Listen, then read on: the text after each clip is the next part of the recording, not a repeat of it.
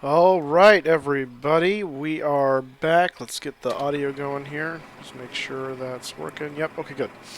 Cool. Well, welcome back to Life in the Left Seat. I am your host, I am your captain, I'm your pilot, the Flying Moose. And pleasure to have you with us today. Today we are going to be flying on the PMDG MD-11. This is an aircraft that a lot of people have expressed interest in having, even though it is quite old, and yet it is very hard to get because PMDG doesn't release it anymore. They're not selling it anymore, and so I've seen some place where you can get it on like eBay and stuff for like $400, which is way overpriced. But I think they do that just because it's it's so hard to find and hard to get now. So I think at this point, unless you can find a way to bootleg it or something, then it's kind of not going to happen. So it's too bad. Hopefully at some point PMDG redoes this aircraft for the newer versions of Steam and things, just like they did with the 747, which they did a phenomenal job in. We did a flight with that a few weeks ago, and we will be doing a flight with that again, but today is not that day. Today we are hauling cargo for West Wind from St. Louis, Lambert Field.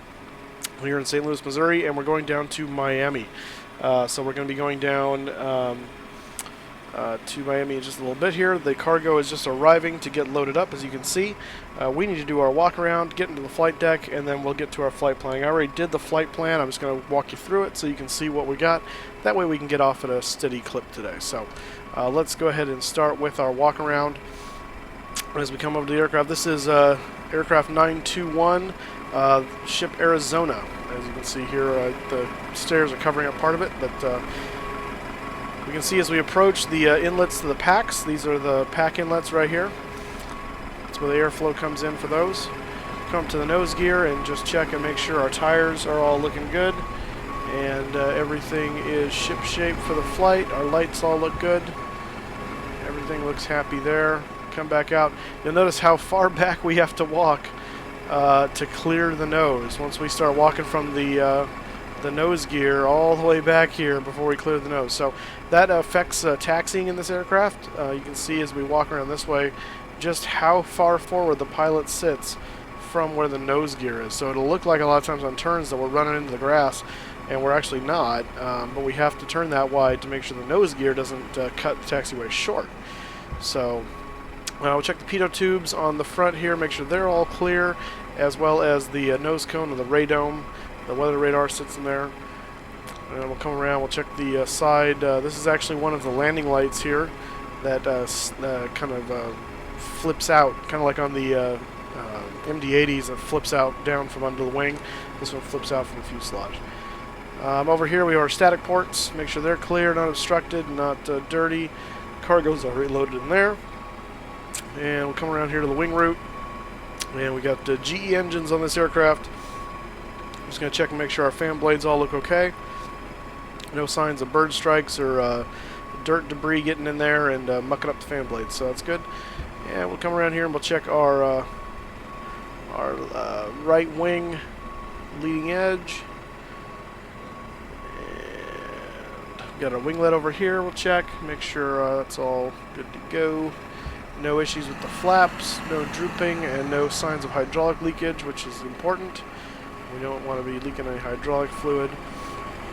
We'll come back over here and make sure our right main strut looks good. Our tires are all looking good over here. No brake leaks, no issues, no hydraulic leaks, and nothing living in the exhaust port of that engine right there, number 3. And we'll come back around the cargo guys here, and we'll make sure everything looks good on the back. Let's see if this guy tries to run me over. Hopefully he will not. There we go. Alright, we'll come back up here, look at our horizontal and vertical stabilizers, as well as the number 2 engine, stuck in the middle there. And again, we're just making sure everything looks clean and good and no issues that we can see. Everything, the elevators are drooping a little bit, but that's because we don't have hydraulic power on the aircraft right now. That's normal, and that's fine. They'll tighten up once we put the hydraulics on.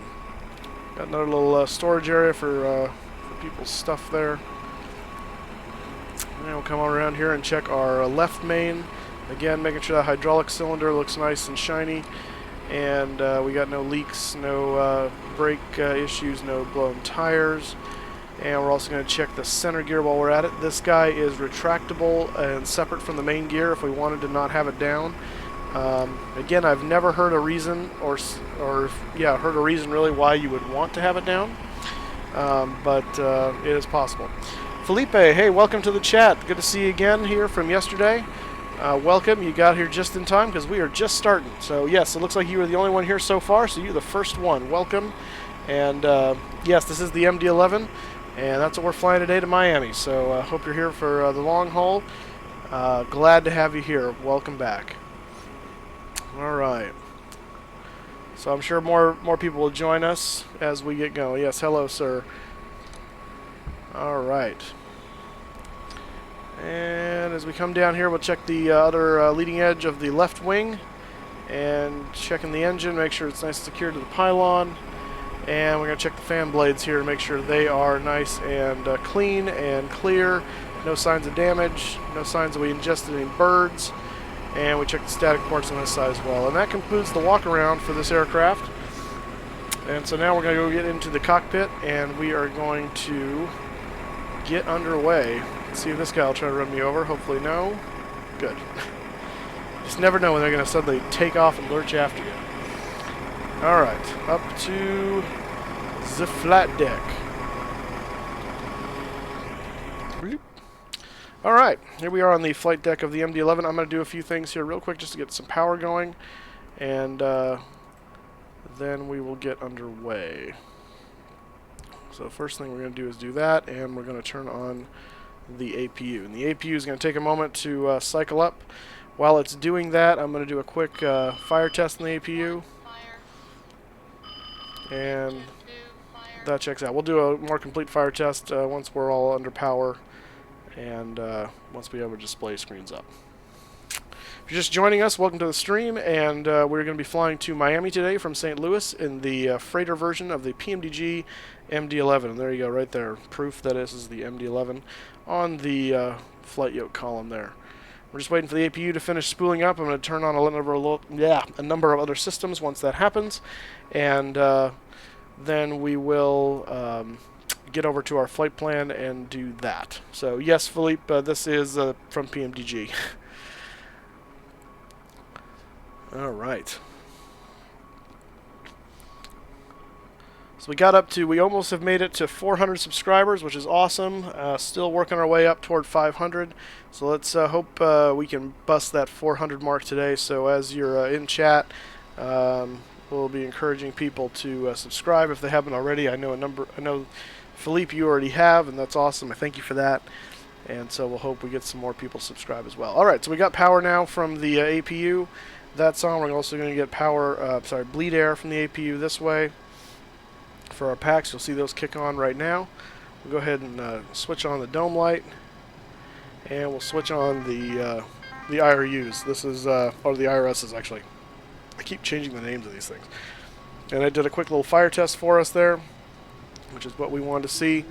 And so now that we've got that, I think we've got enough power going to go ahead and do our flight plan stuff. So let's go ahead and jump over to that. And so for that, we're going to change this to Chrome. Alright, here we go.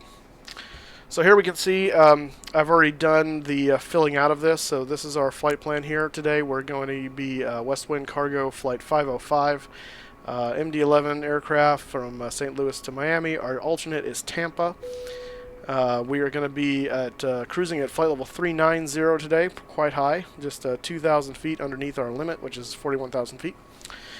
Fuel today is going to be 61,673 pounds for an air time of about 2 hours and 15 minutes. And our zero fuel weight going off today is going to be 365,200 pounds. We are hauling about 114,200 pounds of cargo. So we're not full. We've got, we're not light, but we're not full. We're about medium. This is going to be our routing today. We're going to take the Druze 3 SID to Nashville, which is BNA, to J73 to SZW, which let's see if I can figure out where SZW is. Oh, there it is, Seminole. So that'll go to Seminole, which is right there, pretty much just on the inside border of Florida, adjacent from Jacksonville. home of my Jaguars. And yes, Philippe, I do use Navigraph for the charts. In fact, I'll be showing you those in just a second. So we'll get to that in just a moment. And then the Scott 3 arrival into Miami. And so we'll look at those in just a second. We have, there's our route from St. Louis all the way down to Miami. And then for our fuel today, we have a final reserve of 9,576, which we've made a note of. And our alternate required is 11,000, so that combined makes our bingo fuel 20,576. 1,000 pounds of fuel. If we hit that, that's when we want to divert off to our alternate at Tampa. We're going to go ahead and download the flight plan for this real quick so we can put this into FSX and into our weather engine so that we can get our briefings. So we'll go ahead and save that. I'm going to go over to our weather and load that into our weather engine, which we are using Active Sky Next for our weather. Where are we at? KSTL. STL. There we go. Alright, open that up. And we should get flight level 390. That tells me that we've loaded the correct one. And 390. Yep, there we go. And so it puts our flight plan in for us there. So now if we can go over to briefing, we can get our weather briefing for the two locations. So our average winds and temps aloft is an average of winds out of 255 for 16, and which should give us a slight tailwind, crosswind component really, but more on the tail side than anything else. And then an average temperature of about negative 42. That doesn't seem right. That seems really cold.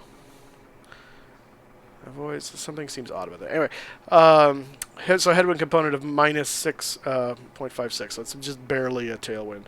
More favorable winds at flight level 430, but that's beyond our operating range for the aircraft, so we will not be going up to that. We will stay at flight level 390. Today at St. Louis, expected weather conditions. Winds 180 at 12, so winds out of the south at 12 knots.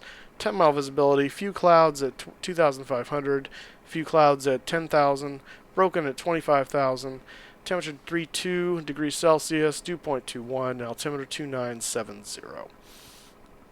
And over at our destination, Miami, estimated in 2 hours and 17 minutes. We're looking at winds at 120 at 10, so a little kind of more southeast. 10-mile visibility, few at 25, few at 14,000, and then broken still at 25,000, 3223, 2991.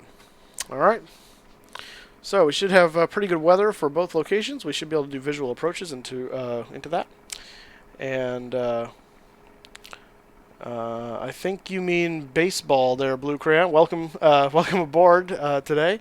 But I believe it's baseball, not ball base, I'm guessing. A little dyslexic moment there, maybe. So we'll minimize that, and we will go over to our chart and take a look at this. So here is this is Navigraph, as you can see up here, or maybe you can anyway. I don't know how much that's cut off. But this is our departure SID, the Drews 3. I believe we're estimated based on the winds. Well, actually, they said the winds are... Actually, we should be taking off this way now with the winds that they are, unless they're going to change here in a little bit. If the winds are 180, I'm guessing we're going to take off on runway 12. The flight plan estimated we would take off on runway 30 left, and so I don't think that's going to happen now based on the winds. I'm guessing we're going to be going this direction, which if that's the case, we'll be taking off and heading toward the Hefner fix. We need to be above 2,500 at Hefner, and then it's basically no restrictions, just following it straight down to Drews, and then straight down to the Nashville VOR BNA down here. So real simple. If they do give us, for whatever reason, 30 left to right, we'll be going to the Pyong fix, which is 2,500, and then making a left turn, banking around here to, looks like Alt, Elb, Burra, and then down to Drews. So either way, this is our end-up destination, then on to BNA, but we'll see what they give us. I'm guessing if it stays at 180, then... that's what we will do. You do need a subscription for Navigraph to use it. There's a couple different options. You can do it where you can do like 4 updates a year, or you can do it. I just do it where I pay it per month, and it's like it comes out to be somewhere between $8 and $9 a month, just to constantly get the updates every month. Because that's not a big deal for me. I can afford that, no problem. So I do that. My credit card company flags it every time because it's actually, you're buying it in euros, and so as the exchange rate changes, the amount changes ever so slightly. So since it's never the same amount, my credit card always freaks out and goes, did you mean to make that charge? And yes, I did. So, but yeah, so no, not $89 US, 8 or 9. 8 or 9. Between $8 and $9. Should be under 10. Under 10 per month. So that's what I do. But there's a number of different subscriptions. You can do it one time and just get the charts and then do that once a year. But they come out with updates once a month. That's how the AirRack data works. So if you want to stay on it and keep it up to date, and then that links in with SimBrief, so that SimBrief gives me the correct stuff now. So it all works out nicely. So that's why I like doing that. So welcome, guys. If you're just joining us, we're going to St. Louis. We're leaving from St. Louis and heading toward Miami. Let's go ahead and pull up while we're here the Scott 3. So let's go over to Miami here and take a look at that chart. Go down here to the stars, and we want the, let's see, where are you at? Scott 3, there we go. Some of these are combined under one, so we just got to find it there. So this one has the Curso and the Scott 3 on it. So you find the one for Scott 3, and our final fix is the SZW, which is Seminole. And so this is our fix right here. So we're going to come in here from Seminole, and we're coming down here. What we're doing is we're looking for any restrictions, either in speed or altitude. And I'm not really seeing any. It looks like it's just a directional thing for the most part. We're going to come down here. And there's Scott right here. I still don't see... And then on from there. Yeah, so it looks like we don't really have any altitude or speed restrictions. Here's Miami International here, and so depending on what runway we get cleared to depends on which way we continue to go. If we end up coming from the west, we will go this way. Winds, I believe they said, were 120, and so that's blowing from this direction, so we will probably be landing this direction. I believe there's a runway that actually is pretty close to, I think it's runway 12. Actually, let's look at that real quick. Oops, don't do that. If we pull up the chart here, yeah, runway 12. So we might end up landing right on runway 12. My flight planner originally told me 30, which is the exact opposite of which way the winds are blowing at the moment, or will be blowing supposedly in 2 hours. So we'll see. And then our cargo ramp should take us to, we'll either get cleared to this cargo ramp here or this one here. We're going to see depending on existing traffic, but that should be our destination over there. So, all right. So hopefully that's clear. Let's actually go one more time over to St. Louis and look at the ground chart there. And I'll show you where we're sitting at the moment. That is this chart here, I think. If it will load. What the heck happened? Oh, it's still working on it. Okay. Wow. Seriously? What the heck? Well, that's annoying. That's the ramp. I don't care about the ramp. What the heck? This loads on my tablet. Okay, well, that's annoying. Huh. Alright, well, we are on the kind of north east end of the airport over here. So that's as close as I can get, apparently. That's really annoying. Yeah, it doesn't seem to still be loading. Like, there's no sign that it's still doing it. Like, that seems to be it. Oh, there it is. Wow, what the heck? Alright, good. Huzzah. Here's where it says cargo. We're parked right here where my hand is, right there where my mouse is. So we will, if we end up going 12, we'll probably come down Kilo. I would assume they'd give us probably Foxtrot here, and then over to Victor to 12. I think I'd prefer to go 12 right just because we have a longer runway. I don't know that it really matters. We should have plenty of runway to even go 12 left. So I'm sure FSX will default to 12 left just because that's what we're closer to. In that case, that'd be Foxtrot Sierra. So we'll see. Otherwise, it'd probably be Kilo to Foxtrot to Juliet and down and around to 30 left. So we'll see. Yeah, thanks, Philippe. I know you told me. All right, let's get out of here and let's go to. I'll leave that up in case we need to reference that again, and let's get back to the game. All right, let's load the flight plan here real quick into FSX so they know where we're going, and that's going to be KSTL. There you are. And we'll just verify that's 390. It is good. No, don't move me. All right. So that's loaded up, and at this point I can go full screen. So we're going to do that, and that will make that a little bit better. Alrighty. If you're just joining us, we're just getting ready to get underway to go to Miami from St. Louis. You can see cargo loading is completed, so let's get those doors closed.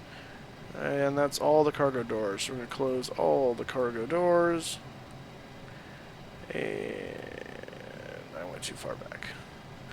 And we'll go ahead and close our cabin door there. And we'll arm all the doors. Some doors could not be armed. Why? You're not closed yet? There we go. Okay. All doors are armed. By the way, in case you're not, in case you don't know what that means, doors being armed means if you open the door when they're armed, the escape slide will deploy. So that's what you're doing when you're arming the doors. You're closing the doors and arming them, so that way if you have to get out in emergency, when you open that door, it'll fly open and the escape slide will deploy. Alright. Let's go back here. We need to set up, you know what we haven't done yet is we did all that and we didn't do fuel yet, so I need to do that. We have to do that in the flight plan. Yeah. Getting ahead of myself here. Okay. Align IRS. Yeah, I know. Alright, so we're going to initialize the... Well, actually, I'm going to do this first. So we're KSTL to KMIA.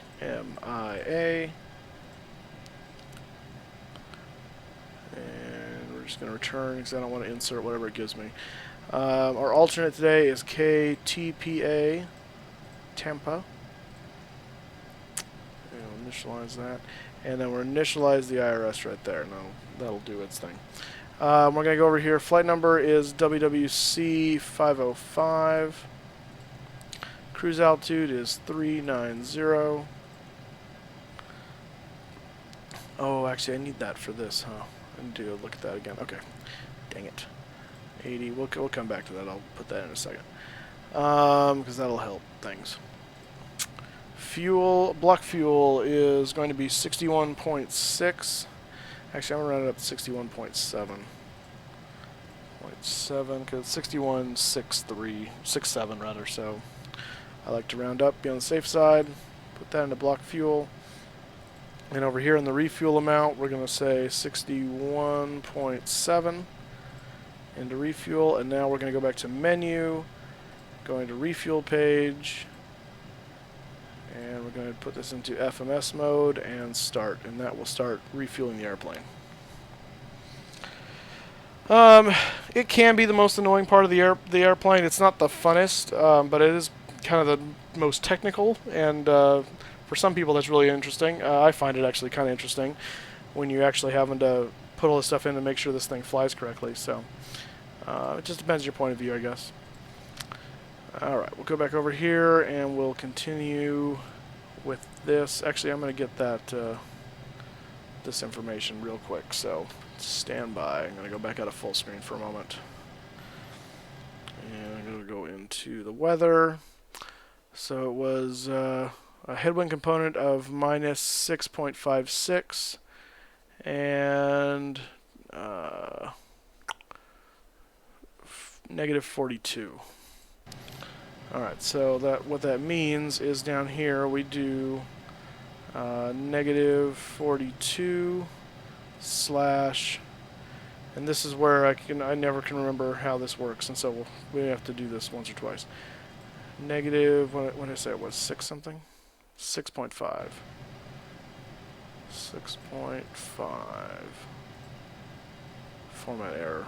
Okay, I can't do a, probably can't do a decimal. Headwind of 6. Nope, it should be a tailwind. So, so it should be negative 42 slash plus 6. There we go, tailwind. Okay, yeah. So the way this wants it to enter and the way it gives it to me in the what do you call it? The weather data is different, and so I have to think about it, and I never get it right the first time because I always can't remember. Alright, so we got that. Let's put in our stuff here. Our zero fuel weight today is 365.19. So we're going to round that up to 369.12. Sorry, 365.2. 365.2. And our zero fuel CFG is, or CG, not CFG, 21.2. And what this will do, actually I'm not going to put that in yet because it's going to need to calculate takeoff gross weight. I wonder if it's counting for that. I want to make sure, this is a good point, Philippe, you don't want to screw something up. I want to make sure the fuel is all in before I tell the computer what our weights and stuff are, because if it's going off what I programmed, it'll be fine. If it's going off what it's sensing is actually in the airplane, it might screw that up. So while we're waiting for that, let's go ahead and do our other checks down here. So we're going to come down. We did the cargo test, fire test already. We need to arm the evac. Those are on. We're going to do the test there, and we'll erase that. The general bus lights are off, which they're supposed to be. Cargo temp, we're going to keep that on low. Actually, we're going to put that to high, and we're going to put this to noon. We'll leave the engine ignition off for a moment. Today is the 17th. It's an odd day, so we will be using the A system. I just alternate back and forth depending on what day it is. For the hydraulic system, I'm trying to remember. I want to do the hydraulic test, and so I think I want to do that. Yes. So we'll let that start its test, and it'll come back and tell me if there's any issues there. At the same time, we'll set this to arm, and it's going to go to on, and it's also running a test. Emergency lights, disarm. Well, it'll say this will go off when it's done running its electrical test. So we're going to let it do its thing. We're going to go ahead and turn the seatbelt sign on just for those crew that are on board, and get the lights set up on here.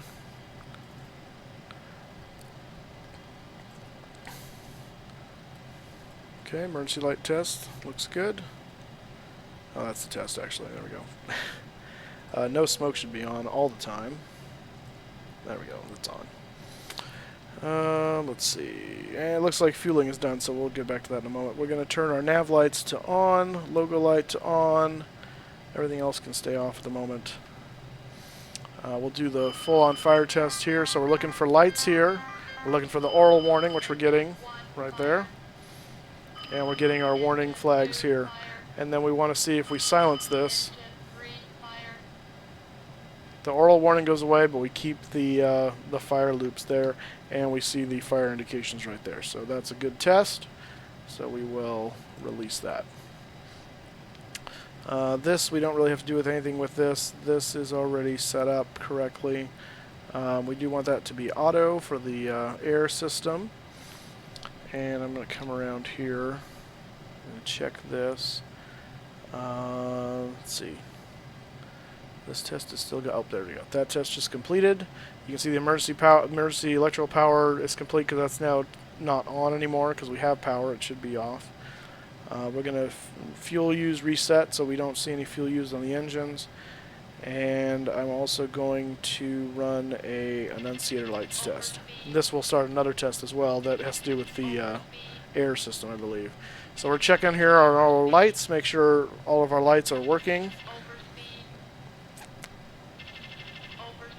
And they all look good. We'll come down here and make sure all of our indications are lit and working. And that looks good. And that looks like a good test. So we're going to undo that. And I believe now that will have started, yeah, the air system test.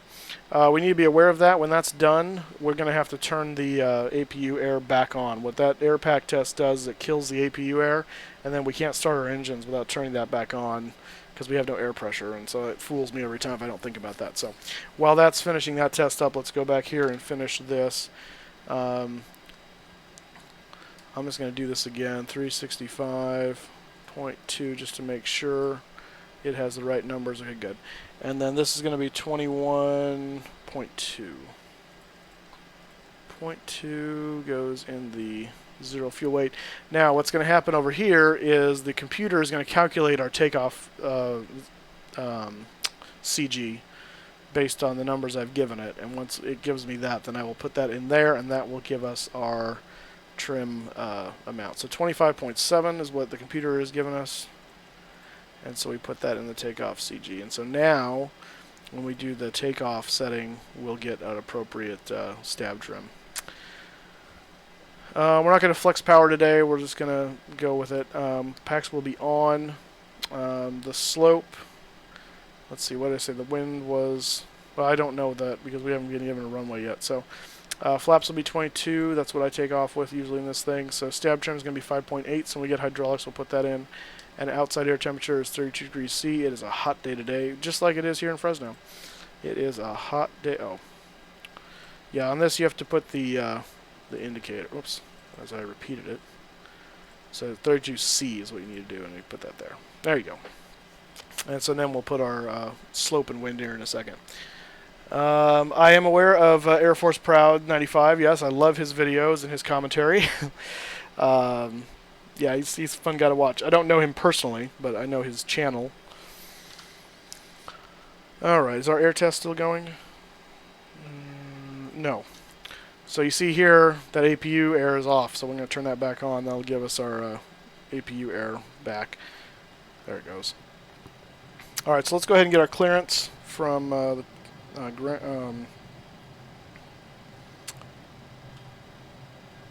there we go. I've heard St. Louis ground, west wind 505 heavy, is type Douglas MD-11, IFR, Miami, ready to copy.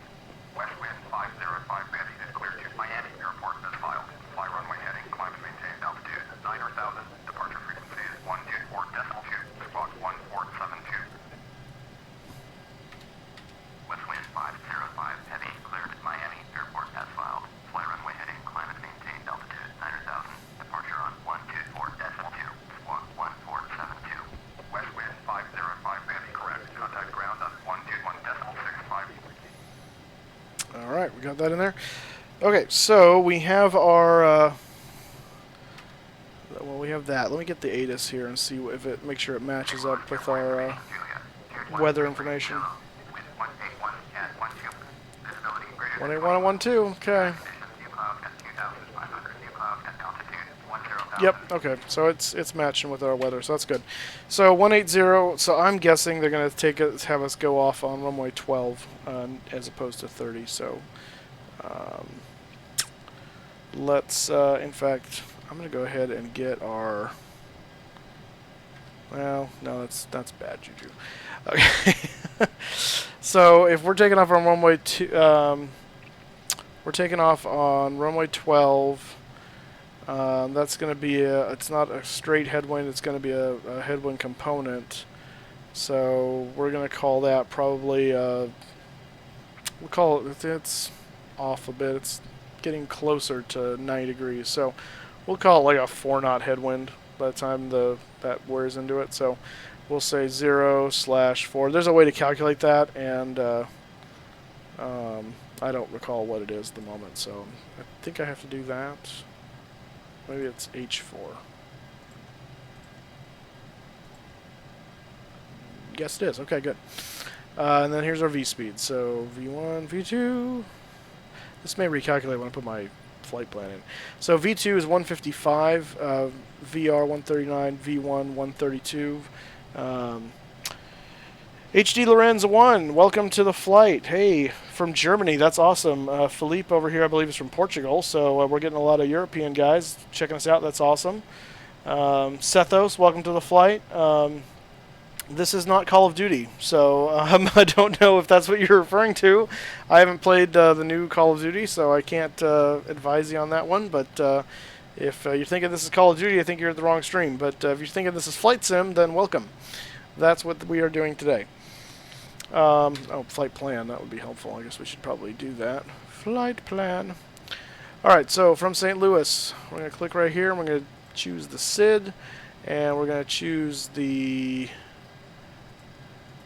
Drews 3, and I think we're going to go with which runway do I want to go with here? They're probably going to give us 12 right. Oh, sorry, 12 left. So let's just assume that, and I'm fine with that. 12 right. Sorry, 12 left. Can't know my left, my right. I'm looking at the map backwards, so that's what's throwing me off. Transition is B&A, which is Nashville, and we'll insert that. Alright, and so now we'll go up to Nashville, and we're going to choose Airway. I believe it was J73, but I don't recall off the top of my head, so I'm going to go look it up, because I want to make sure we get it right. Let's see here. My briefing, let's reload this, probably make me log back in, because I've been out for a while. Tough crowd. Oh, Netherlands, nice. Meme just me, welcome. Like an old Hector. Is this the MD-11 or is this prime phone? It's this FSX is an older sim, but it's still a kind of a standard because there hasn't been a lot of good stuff. P3D is built off of FSX, and X-Plane's an entirely different animal that I don't have. So the MD-11 is an old aircraft as an aircraft in general, but also as the sim model. It's quite old, so but it's an oldie but a goodie. So J73 is correct. So we're going to put that in. J73, and that's going to SZW. SZW. So welcome back, Philippe. Glad to have you back. We're going to there, and we're going to insert that. It's wanting me to change my V-speeds because I picked a runway, so it's going to keep yelling at me until I do that, and that's fine. And then from SZW, we're going to choose our star, which is the Scott. There it is, Scott 3, and it's SZW. And I assume we're going into runway 12 based on the winds. So we're going to pick that now, and then if it changes, that's fine, we'll deal with that. So we'll insert that. And what just happened? Transition none. Oh. Okay.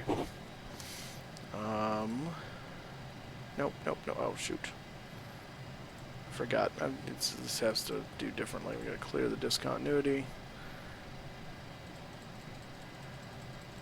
There we go. And no other discontinuities. Good. Okay. All right. All right. Yeah, I'm actually would love to get P3D. My only problem with that is I have to rebuy a lot of my add-ons because of the licensing, and so at some point I would like to do that, especially now that they came out with V4 with 64-bit. That's going to be the plan. I just haven't been able to do that yet. So money does not grow on trees for me, so or anybody usually, but but especially not me. So that's the way it is. Let's go into plan mode here. Gotta find it. Plan. There we go. And I think if we just step through this, yeah, we're just going to make sure nothing looks out of the ordinary as we go through this. This is where it gets funny. Okay, what's going on here? Alright, so here's where we start to see some issues. So from here, is there a... Oh, there is a discontinuity I didn't see. Is that manual, meaning it's after light? Yeah, so it's like that's what they call vectors. That's why. Okay. If we're going into 12, though, that's over here. I feel like that's unnecessary. I feel like we should just go from this to here. But I don't know if that is the DHP is the... Oh, yeah, okay. So let's do that. Let's do... I'm going to get rid... oops, I keep doing that backwards. Nope. Let's see. In terms of computer specs... no, people are still here. There's about 6 watching.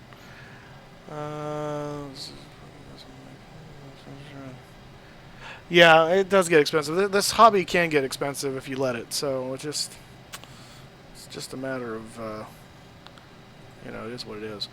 All right, so we're gonna delete. Actually, we have 2 of those now. I don't want 2. I'm gonna delete DHP, and I'm gonna delete this one. And I'm going to delete manual. And we're going to delete the discontinuity. And why is there a hold? Uh-oh. We shouldn't have a hold unless this is part of the yeah, why would the hold? This doesn't make any sense. This is why you do this now, guys, by the way, because if we're trying to do this while we're flying, this can be really pain in the lot. Pain in the butt. So, okay, we've got to figure out what's going on here. Scott, Rubco, Wallop. There shouldn't be a hold. So I'm going to kill the hold. And I'm going to kill that. There's still 2 Glorias, which is weird. I don't know why.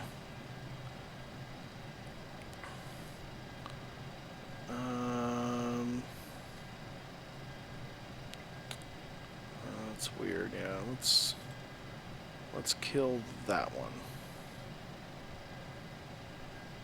and we'll kill the discontinuity. There we go. Okay, that makes sense.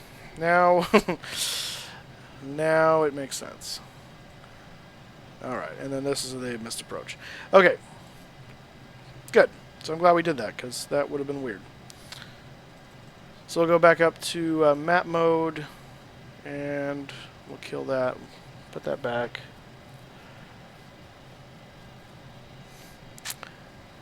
And we'll put that back. Okay. Alright, so now we need to go back and confirm our V speeds, because those all changed. It changed our runway too, so we shouldn't have done that, I guess.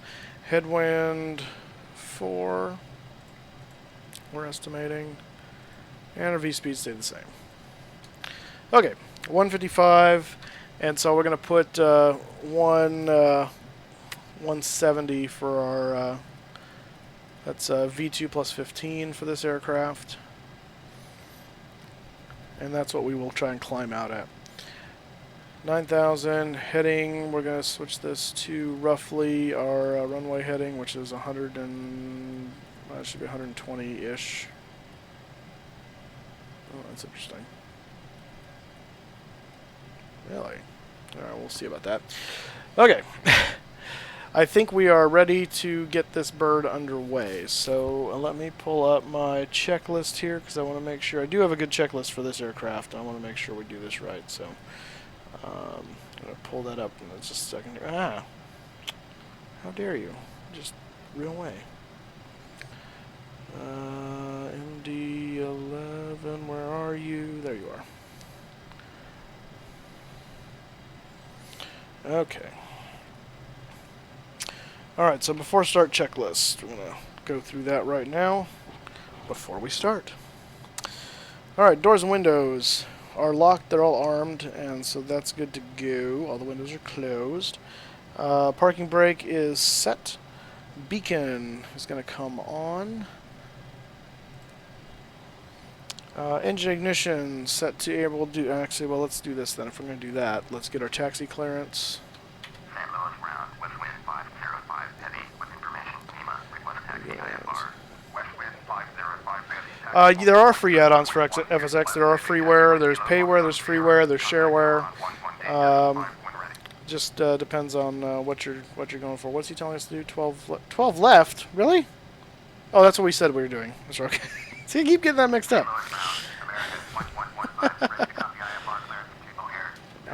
No, dag it. Okay.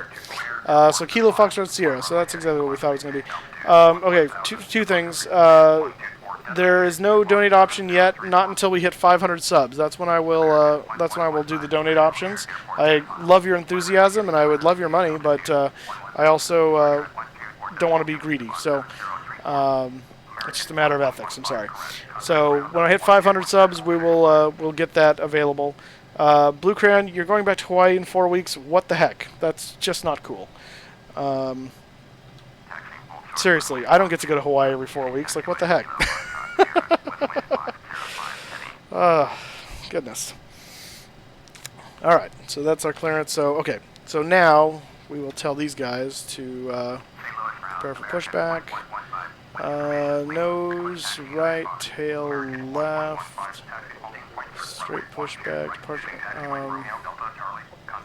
Can you push me that way? I guess you can. We'll do that. No. Okay, so while they're starting, so we're going to go ignition A.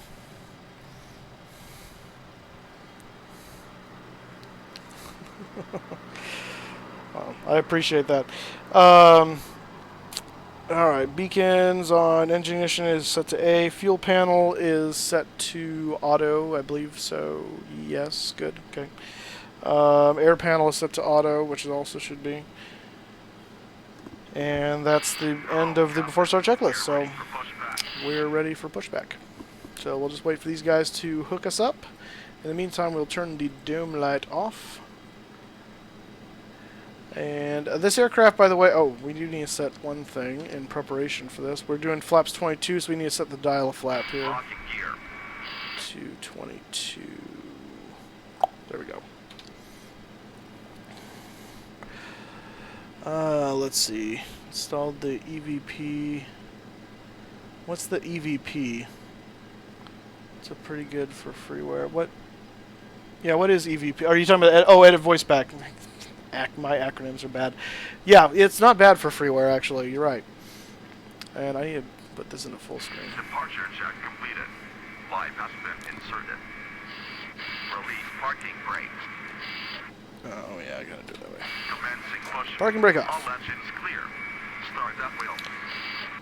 Alright, so this aircraft has dial a flap, so we have to set that to there. Once we're in the air, we'll set that back to 15 because that's what we'll use on landing for the initial flaps position. It's also, we'll have a bar here as we get the engine started that will show us a green box basically when we're all set. Boeing TV, hi, welcome to the stream. We're flying to Miami. I'm glad you could join us. Let me know where you're from if you don't mind. We've got people from Germany and Portugal in here and other places as well. I don't know where Sethos is from. I don't think I've asked him that yet. Let's go ahead and start our engines though. So we need to go down here. We're going to do 3, 2, 1 just straight across the. Actually, I do 3, 1, 2 rather. So that's how I do it. I start the number 2 last because it's up top and by itself. All right. So spooling up.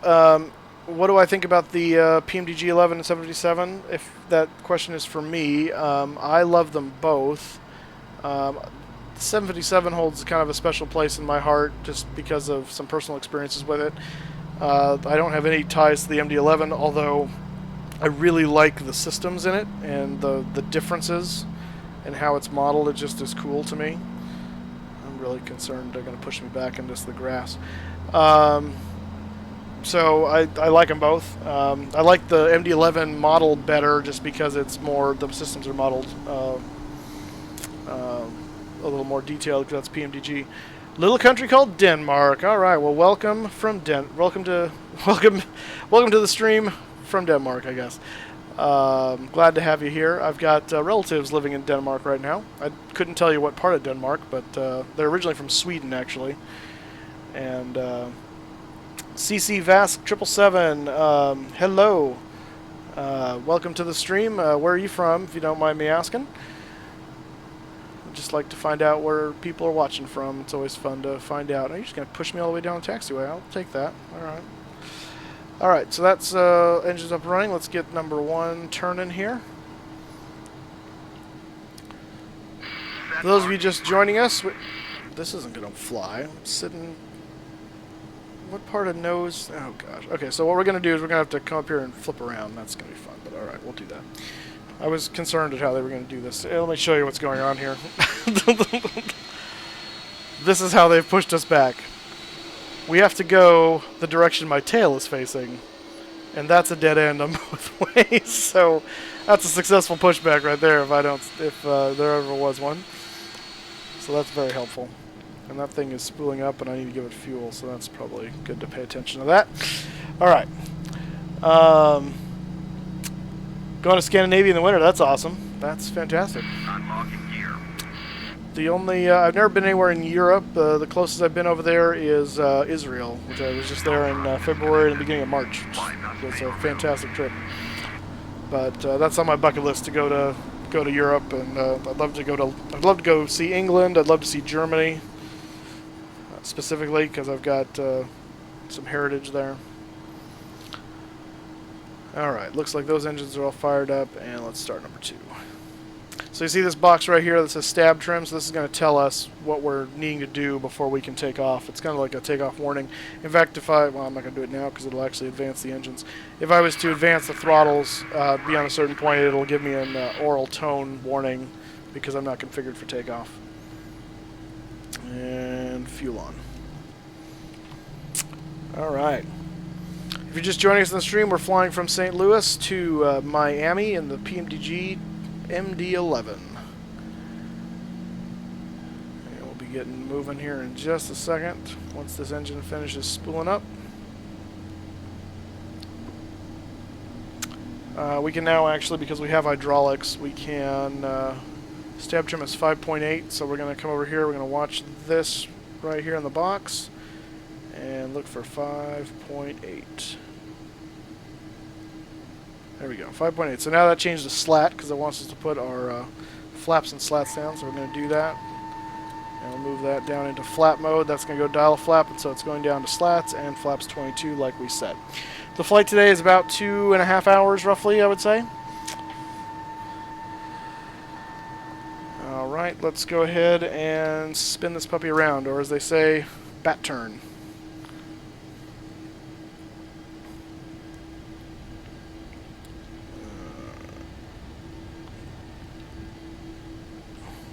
Careful here where the nose wheel goes. I'm gonna have to run over this guy, I think. Maybe not.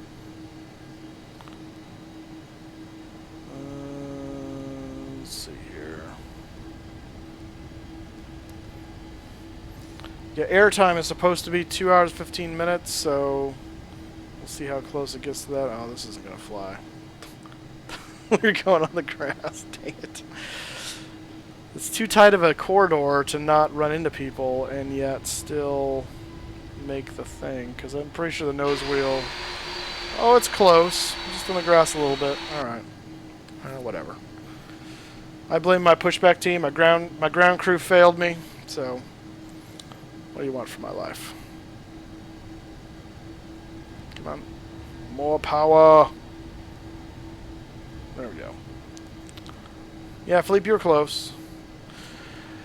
Alright, so... Let's see, I believe it was Kilo Foxtrot Sierra was our deal there. So, okay, let's look at the after-start checklist while we're taxiing here. Anti-ice is required. It is hot today. We do not need any ice. The air panel is still set to auto. We do need to turn the APU off, so we'll do that. Let's see here. Ground equipment is all clear. The cabin report received. Taxi flaps are now set. Spoilers need to be armed. This is Foxtrot here. We're going to go too fast if I'm not careful. Brakes! Okay. So spoilers armed. We arm them like that. And you see how that box turned green? That means now we are configured for takeoff as far as the plane is concerned. So see how we're turning way wide? We're actually not. It just seems that way because of where our nose wheel is. So when I finish this turn, we're going to roll out right pretty much on that taxiway line. And so you got to get used to that in doing this. So yeah, I'm not doing donuts. Nice though. Thank you. Westwind, virtual. Yes, it is. Westwind is a virtual airline. Welcome to the stream, 19N Gray. Glad to have you here. Welcome. For those of you just joining us, yes, this is a Westwind cargo flight, which is my virtual airline that I fly for. I'm the hub manager at LAX and also the vice president of aircraft. So, yeah. Please feel free to give our video a like and subscribe if you haven't already. I'd appreciate it. We're trying to get to 500 subs. We're just under 400 at the moment. I'd love to at least get 400, past 400 today during the stream today. That would be awesome. So if you don't mind subscribing, I'd appreciate it. People apparently starting to itch to donate. I don't have that set up yet, and I'm not going to set that up until we get to 500 because I don't want to be too presumptuous. So we're going to start donation availabilities then. Again, donations will never be required. It's always something that will be thankful for, but not required. So if that's something you like doing, then that'll come when we hit 500, just so you know. Alright, so you can also follow me on Twitter and Facebook at Flying Moose 83. Those links are in the description below. They're also scrolling around on your screen down below there. You can find out when we're streaming that way. I always try to give you guys a heads up a little bit before when we're going to be going live so you can join us. And thank you, Elite Gamer, for leaving a like. I know you subscribed the other day, so thank you for that. Yes, I am using FSU IPC for my controls and a number of other little things. It's a fantastic program. Here is Sierra. We're going to stop at the runway here because the one thing we still need to do is check our flight controls. And I can't check the rudder while we're going because it controls the nose wheel in FSX as well, and I don't want to veer off the taxiway. So we're going to go past the line and then start the turn.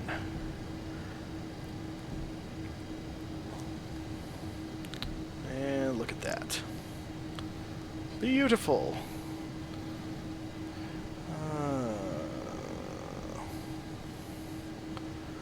Alright. I think you should because of the VA. I'm not sure what that's a reference to, Philippe, but okay. Yeah, it is a registered version of FSU IPC. I couldn't tell you off the top of my head what version it is right now. I don't think I've updated it in quite a while, so thank you for following on Facebook as well. I appreciate it.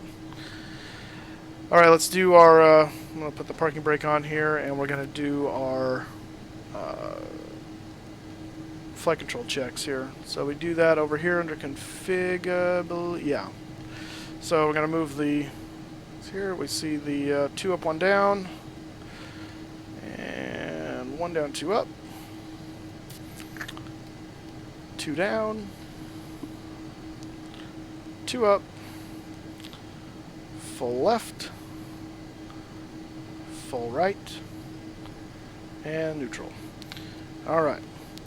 And it's also telling me the auto brake is off, which is a good note. So we gotta turn that on, and I also gotta turn the TCAS on, because I always forget to do that. Let's test that real quick. There's TCAS test.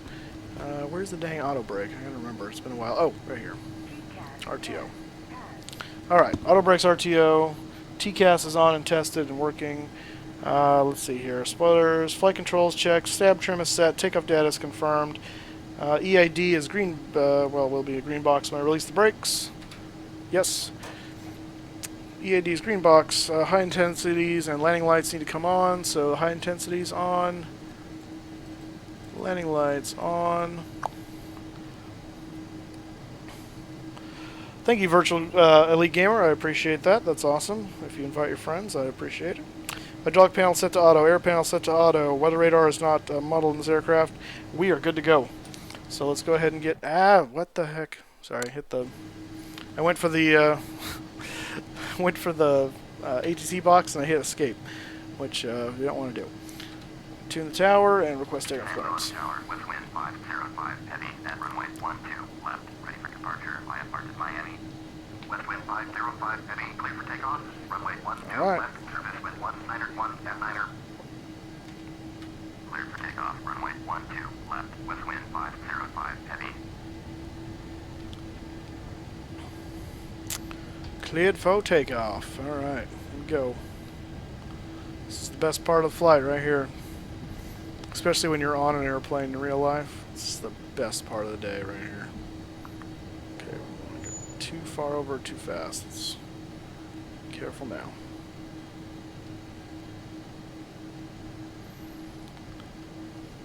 It's always a little bit funnier when you're going at a wider angle than the straight 90 degrees. But hey, look at that. You'd think I've done this before. It's awesome. All right. Okay, so what we do now on this bird is we're going to arm auto flight, and that's going to set up the thrust so it should clamp on here as I accelerate, and it will go into auto thrust for takeoff. So let's see. Here we go.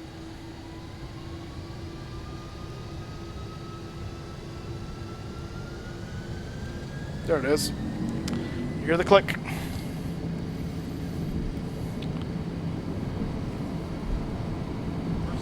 Thrust set. All right. We are accelerating fast.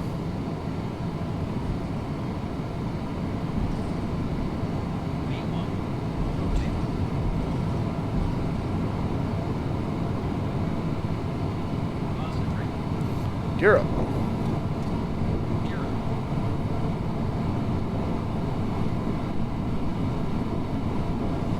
This thing climbs like a bat out of hell. West wind 505 heavy. Contact St. Louis departure on 124.2. Over to 124.2. West wind 505 heavy. Goodbye. We gotta come on over here to our course.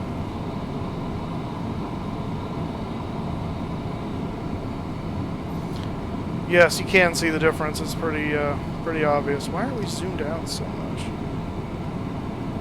There we go. Let's do that.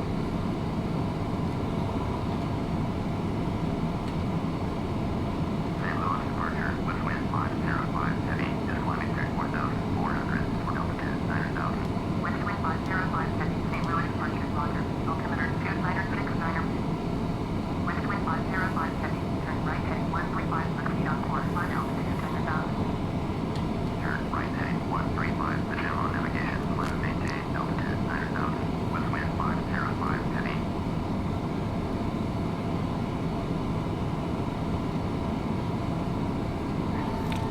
Flap retract.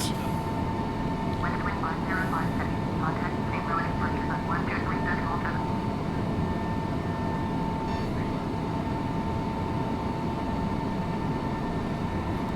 Switch that to FMS speed here.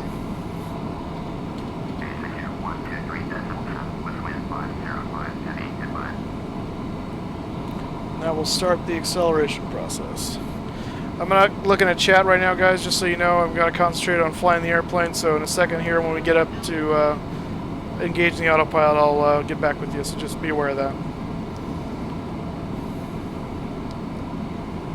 Alright, that's slat retract.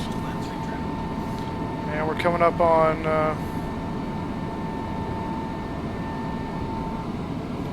9,000 feet here. Do we? St. Louis departure, west wind 505 heavy, with you 8,800. West wind 505 heavy, St. Louis departure, Roger, altimeter 2960. West wind 505 heavy, climb and maintain flight level 190. Climb and maintain flight level 190. West wind 505 heavy.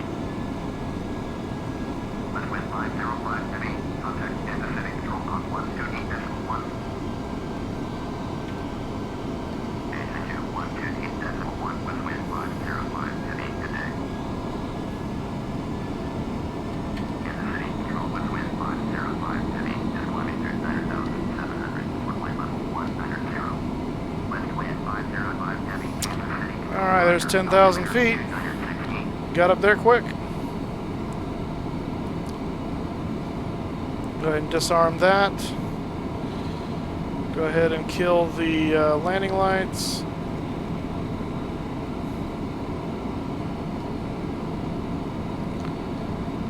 And do auto flight.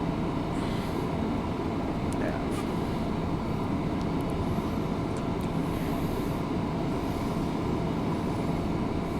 All right, there she blows. Let's check chat here, see what I missed.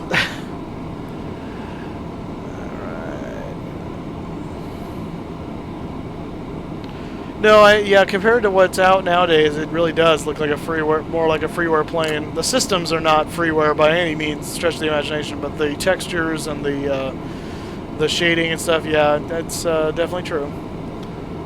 Yeah, they do look rough.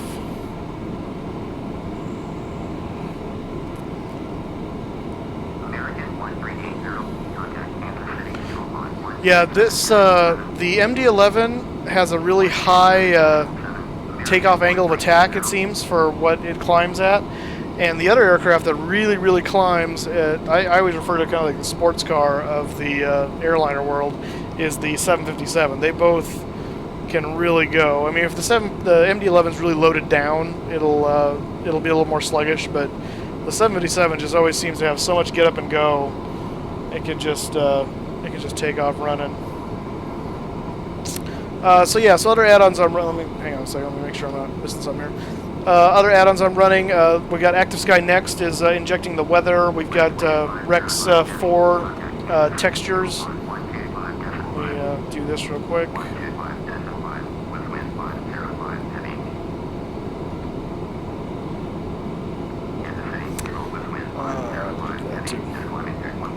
So yeah, so Rex 4 is doing the textures. We have GSX that was doing the ground stuff that failed at pushing us back correctly because it was a weird area, so it's not really their fault. It's just they're doing what best they can. I had a feeling that was going to happen, but what are you going to do? Hey. Oh, good grief.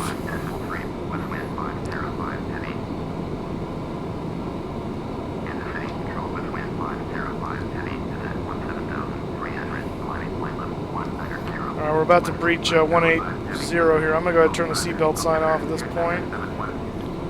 So we really don't need that on anymore.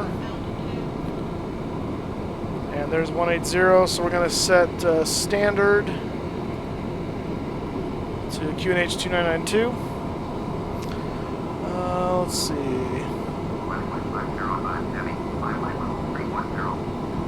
I would like to get the Quality Wing 787 when it comes out. I was just at Flight Sim Con, as many of you may know, and they had Quality Wings was there showing off their 787. It's looking really good. It's in beta right now. It's supposed to be out, they were telling me, about 3 months probably before it gets released. So I would like to get that and do flights with that once it comes out. I also have the the name escapes me. The whoever put out the Boeing 717 recently. I'd really like to get some flights in with that. I need to update it. It looks like they did quite a bit of work to it since I downloaded originally. I bought it back in like January when it came out, and it's been kind of buggy, but they've made a lot of fixes to it. So I think it's pretty ready to start doing flights in. So the only thing that we don't have yet is a paint kit for it, which I was told at Flight Sim Con that's the next thing they're working to get done. So hopefully that comes soon, and once the I know that's the whole summer, I know, but hey, the year's not over when summer's over. So but that's the 787. So we'll probably start doing some flights in the 717 here pretty shortly, at least to try it out. It may not be like a regular flight. It may be like a touch-and-go scenario where we just test it and make sure it works. And if it does and doesn't give us any fits or troubles, then we'll do some flights with it. So yeah, let me see here.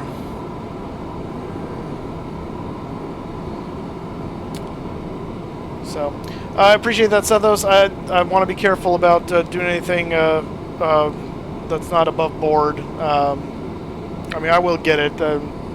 So I have money. I just want to spend it wisely. So, but I appreciate that. yeah, I was able to go to Flight SimCon. It was a lot of fun. If you've never gone before, I would really encourage you guys to think about it for next year. It's a lot of fun. As a flight simmer or as an enthusiast in that world, it's just a great opportunity to rub elbows with a whole bunch of people that you kind of hear about. I got to meet Jeff Faviano and Cat Strader and Squirrel. They were all there. Got to actually kind of hang out with Cat Strader for one of his streams and kind of got on his webcam for a little bit. That was fun. But yeah, so anyway. Well, yeah, and said this by the way. If regard to that, if I'm gonna need to upgrade. I'm gonna need to do the version 4. That's what I'm gonna want. So yeah, if it's not the version 4 capable or whatever it is, then there's really no point anyway. So, but again, I appreciate the offer. Anyway, but yeah, Flight SimCon's a lot of fun. If you ever have a chance to do that. It was quite expensive for me because I'm on the West Coast, and so I had to fly out to Connecticut to do it. But I do have a Capital One credit card that gives me air miles, so that softened the blow a little bit. But yeah, it was a lot of fun. So I highly encourage any sim people to check into that and think about that seriously for next year. It'll probably be about the same time next year because of other conflicts and schedules. They seem to think that the second week of June seems to work out the best for most people. So you can kind of put it on your calendars now. It'll be coming. We had about 790 people there this year. I think they said it was about 540 last year, so it's only growing. So it's definitely going to be the place to be.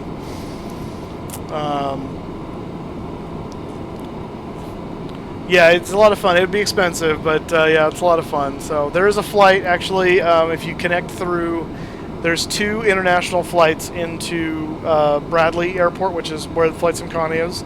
And that's I don't know, I'm assuming it's Aer Lingus, I know, that flies out of Dublin, does a direct flight from Dublin into Bradley, and then there's a Norwegian Air Shuttle, so I'm assuming they're coming from either Oslo or Stockholm or something like that, direct in. But yeah, so definitely check that out. It's a lot of fun. It's well worth it. So we got looks like 10 people on the stream right now. That's awesome. Welcome aboard. We're climbing to our cruising altitude of flight level 370. We've been cleared up to 310 right now, and we should get our clearance up to our flight level here momentarily. Total flight time today is right around anywhere between 2 hours 15 to 2 hours and 30 minutes. Once we get up to cruise here, I'll look at the FMS and we'll give you a more accurate assessment of what we've got in cruise here. Please give us a like and a subscribe if you don't mind. We're working our way to try and get above 400 subscribers today toward our final goal for this period of time at least, of 500 subscribers. And we'd really like to do that. So if you feel like subscribing, I'd appreciate it. And if you haven't chimed in on chat yet, we'd love to get you on chat and give you a shout out, but also just be able to communicate and talk with you and see where you're from. I'm over here in California, where it is literally butt hot. It is just so hot. 370. Okay, we're gonna give us close, and then we'll give us the final push. So yeah. Skyforce 3. Yeah, I think Rex might have... I haven't heard anything about Skyforce. Yeah, and that happens every once in a while. These guys come out and say, hey, this is what we're this far away from this, and then priorities suddenly change, and so it can happen. It's pretty good sign when Quality Wing says they're in beta. If they weren't in beta yet, then I'd be a little more skeptical about that timeline. Yep, he's right there. That's that guy. 757, flying right over the top. I just said I saw him. All right, whatever. Yeah, if it was, if they weren't in beta yet, then I'd be a little more skeptical. If I mean, PMDG is famous for that too. Of just you never know. They don't give any kind of timeline because they're constantly changing it. So, but the website management. Okay, so it's close. What is Skyforce exactly? I don't think I've really heard much about that. As far as like, is it just their newer weather engine, or is it a or is it something specific to the weather? It sounds like it should be something to do with weather, but yeah, I'm not really familiar with Skyforce as far as that. Rex wasn't at Flight SimCon this year, so we didn't get any updates from them. I've not seen the trailer, obviously. The last thing I remember hearing from them, I think, was regard to the HD airports. I think that was Rex, right? Which I'd like to actually, I think I want to get that. That looks cool. But I think that was the last thing I heard from them. Could be wrong.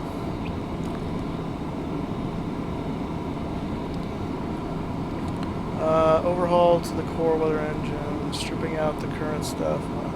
Oh, okay.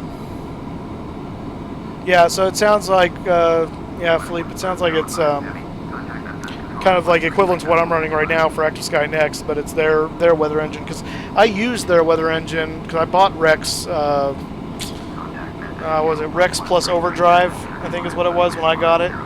And so I used their weather engine for a while, and then Active Sky Next came out, and I liked it better, so I went with that.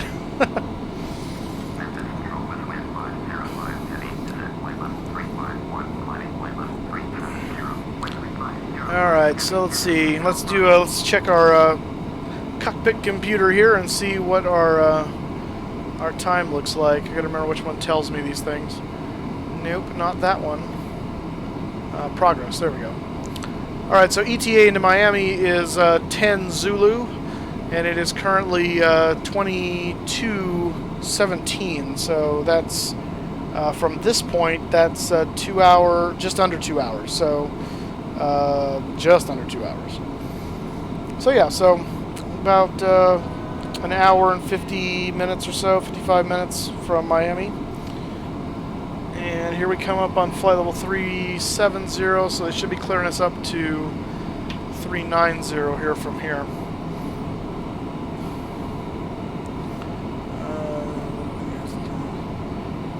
Yeah, I'll have to check the trailer out on YouTube when I'm done with the flight today, because that does sound very interesting.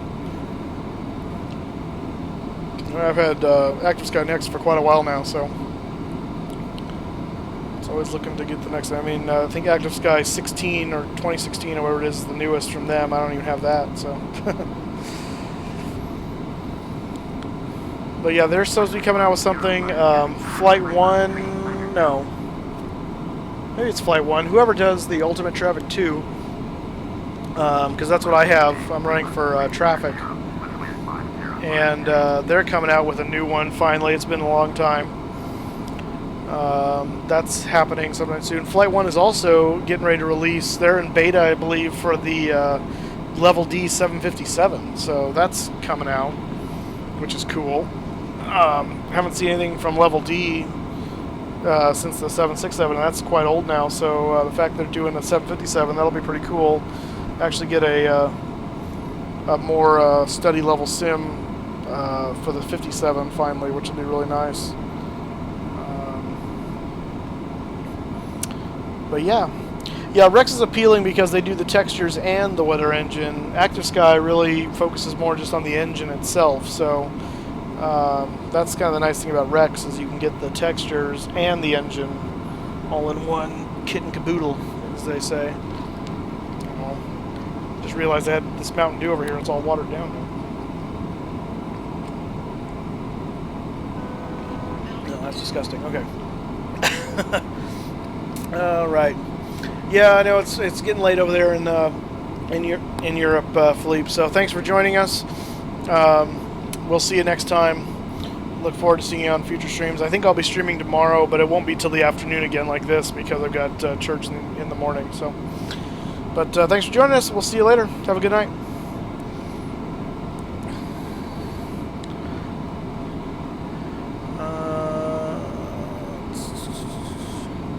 Well, I don't really care about the updated schedules.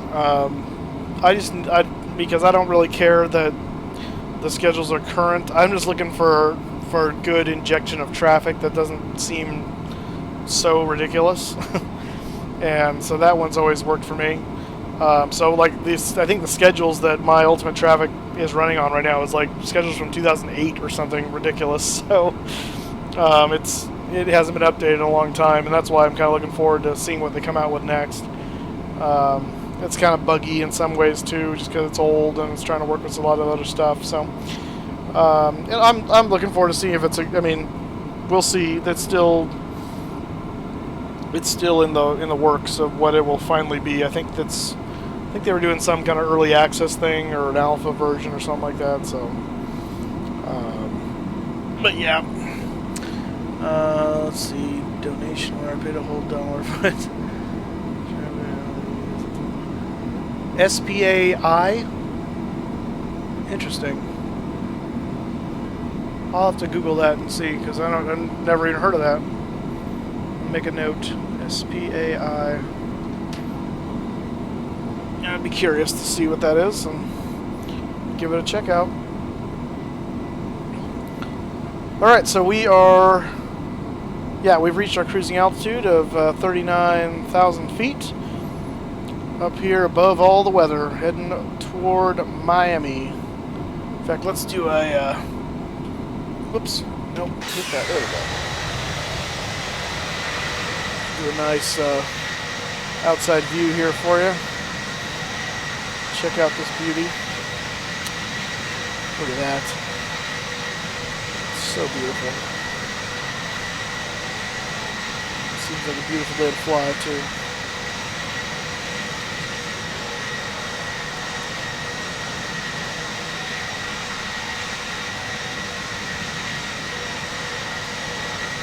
Sun.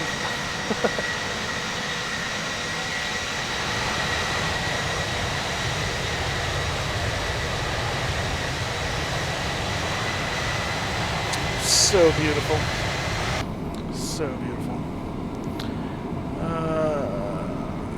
YouTube, check out the description there.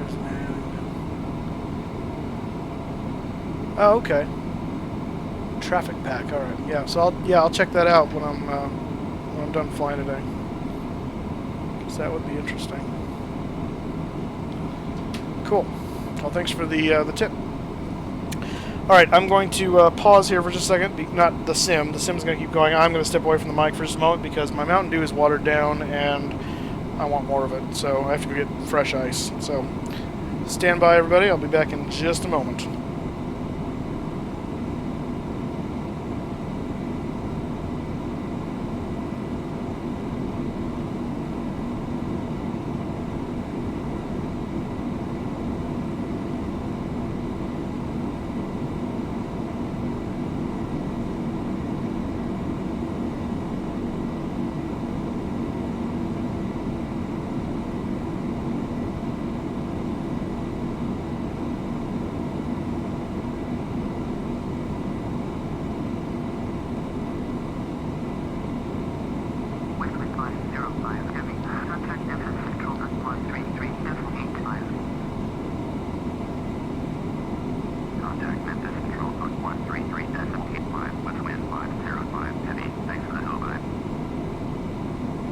Okay, I'm back.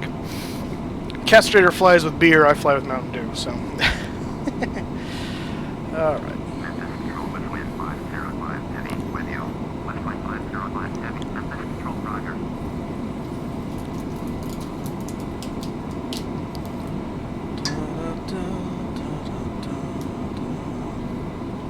On Tuesday.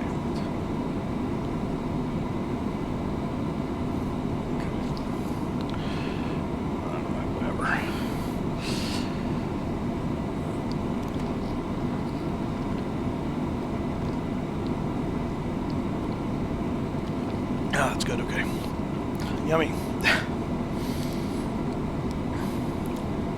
Get that off there. Alright, so we got, looks like 7 people in the stream right now. Welcome. We are at cruising altitude, flight level 390, flying to Miami, Florida. Taking some cargo over there. Hopefully it's not just a bloated rubber dog poo like in Top Gun, but so do note it's one of those. Oh, I gotcha. Yeah, I can't imagine having to get permission from all the various airlines for all the various liveries at a certain point. It's kind of like just really. So anyway, but yeah, we are flying to Miami from St. Louis. We are well underway. We're scheduled to be into Miami right around 10 Zulu, which is that's 0010 Zulu, not 10 o'clock Zulu. 10 minutes after midnight Zulu. So right now it is 22:35. So we're about an hour and 45 minutes out, something like that. And we're getting controlled over to somebody else. I'm currently en route to La Jug, that's a hilarious fixed name.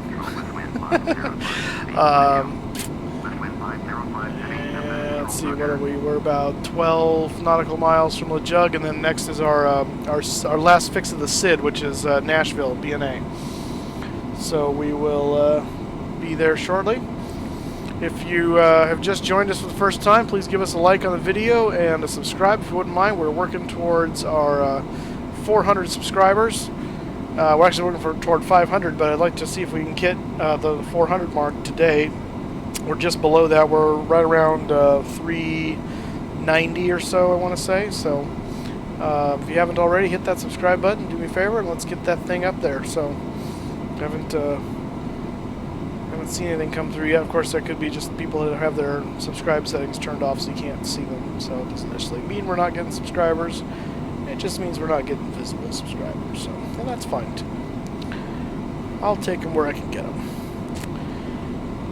So the MD-11 is a fun aircraft. I gotta say, it's different from the Boeing, and it's different from the Airbus, and it's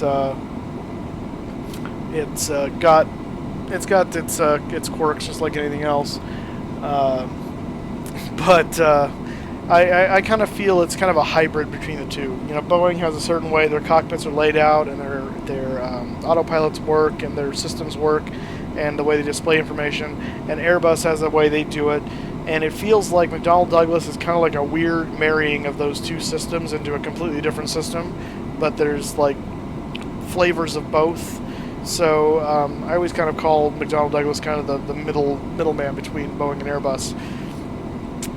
The way their auto flight system works is a lot different from Boeing's in that the auto flight, the lateral and vertical navigation, and the auto throttle system are very much linked.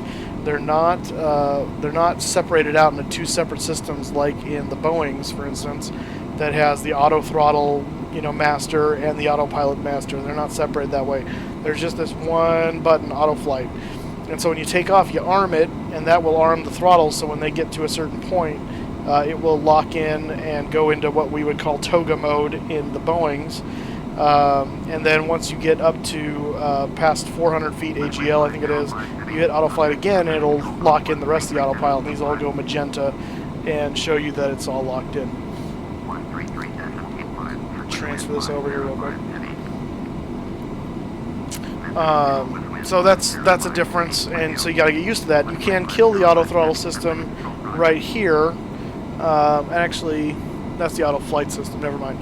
So you can override that whole thing just by killing that if you want to. The way to really kill it is through the disconnects here and here, which you want to set up as buttons on your yoke, which is the best way to do it, because it's going to be kind of fun to try and hit those when you're coming into land. And now that I think about it, I did not test that before I took off, so this may come back to bite me. In fact, I can probably test it now and just... Oh, it does work. Look at that. Okay, so I'm going to auto-flight that again. There we go. Alright, so the auto-flight one works. Let's see if the autopilot one works. Yep. Bloop, and we'll just turn that back on. So there we go. So, yes, I am using Edit Voice Pack Sethos. We were talking about that yesterday, actually, and why the talking seems faster than it normally would. So yes, this is Edit Voice Pack. Use that for a number of years. So that's the auto flight system. It is quite different. The rest of the panel works very similarly. You have the map mode, the VOR mode, the plan mode, the TCAS mode, all of that. Which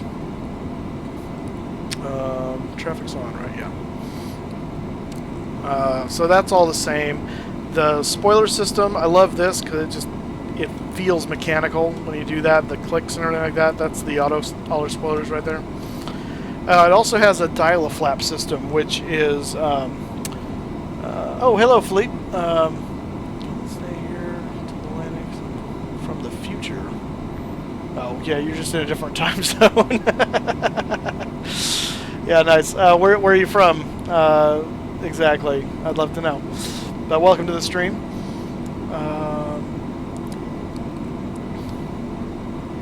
Yeah, Edit Voice Pack isn't... I mean, that's the problem, is there is really no good that I've ever found that I like. Third-party, offline ATC program. Edit Voice Pack just changes FSX's stuff a little bit so they sound different and quicker and whatever it is, but it doesn't change the core engine. Czech Republic, awesome. Well, welcome to the stream. I'm from California, so just to fill you in there. So we're pretty far apart. But that's awesome to have you here. What was I talking about? There is no really good third-party ATC program out there that I've ever found. I messed with Vox ATC, which is expensive, and I just it was too buggy to be consistent. It didn't update weather as you went. It always took it from like the beginning, so it would only work really well if you used weather consistently from the time you took off until you land. So if you have a 6-hour flight, the weather changes dramatically. Vox ATC doesn't realize that unless you restart the program, and that's not really helpful. So that was out, although the voice recognition was pretty cool. That was the shining light of that program. I've seen videos of, I think it's Radar Contact or whatever the program is, like that, and it's a lot of text stuff where you have to type stuff in, or it's not, I just can't get behind it. I can't plunk down the money to try it because it doesn't look like it's for me.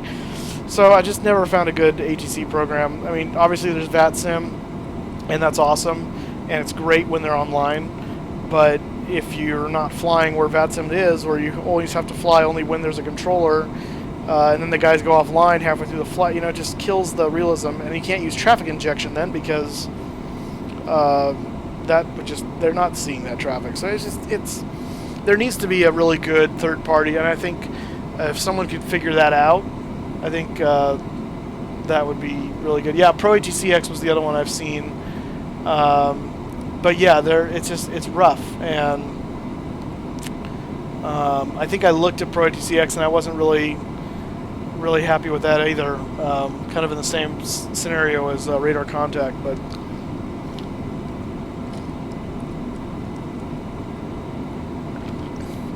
so what I usually end up doing is I just kind of ignore the FSX ATC as far as when they try to vector me around, because I can do that. And so I can still get the coverage, I can still get the clearances, I can still get the traffic collision avoidance, but yet I can kind of work around the system. So it's wonky to be sure, but whatever. So anyway, back to the MD-11. The dial-a-flap system is something that MD planes have, and so basically what that looks like. So let me go over here to the first officer seat. You have the first position is slats down, and then the second position is dial-a-flap, and so you can put the flaps into any position within this range here. Let me do it this way. So all the way from flaps 10 all the way down to flap 25.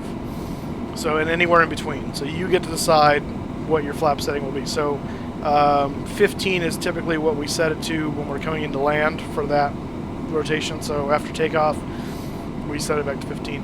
And then after that, then it goes to a standard 28 and 35 and finally 50, which I think you only use 50 in like emergency situations or you're like really super heavy. I've never used flaps 50. I always do flaps 35 for landing. But then I've never been like full takeoff weight or landing weight or whatever it is either, so who knows. But it's a cool system, but you got to be aware of that. It's just a little bit different than what you're used to on the Boeings or the Airbuses. Airbus doesn't even have flap degree positions, just 1, 2, 3, which is okay. It's like the simplified version. It's the Macintosh of the aircraft world, if you ask me. The Boeing is more the PC, and I think I heard it compared the space shuttle as Linux.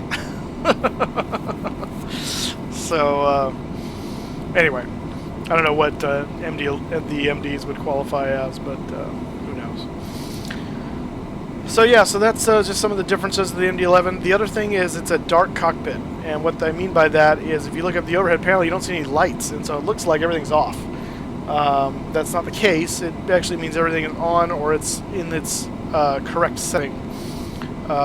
When you see stuff lit up, it's usually a warning or or an alert to, hey, FYI, this is here. This shouldn't be this way. So normally lights on a dark cockpit aircraft are bad. Airbus uses that same kind of mentality, I believe, of the dark cockpit for the most part. So, which can be kind of confusing to someone used to flying Boeing and used to seeing on lights and switches. So yeah.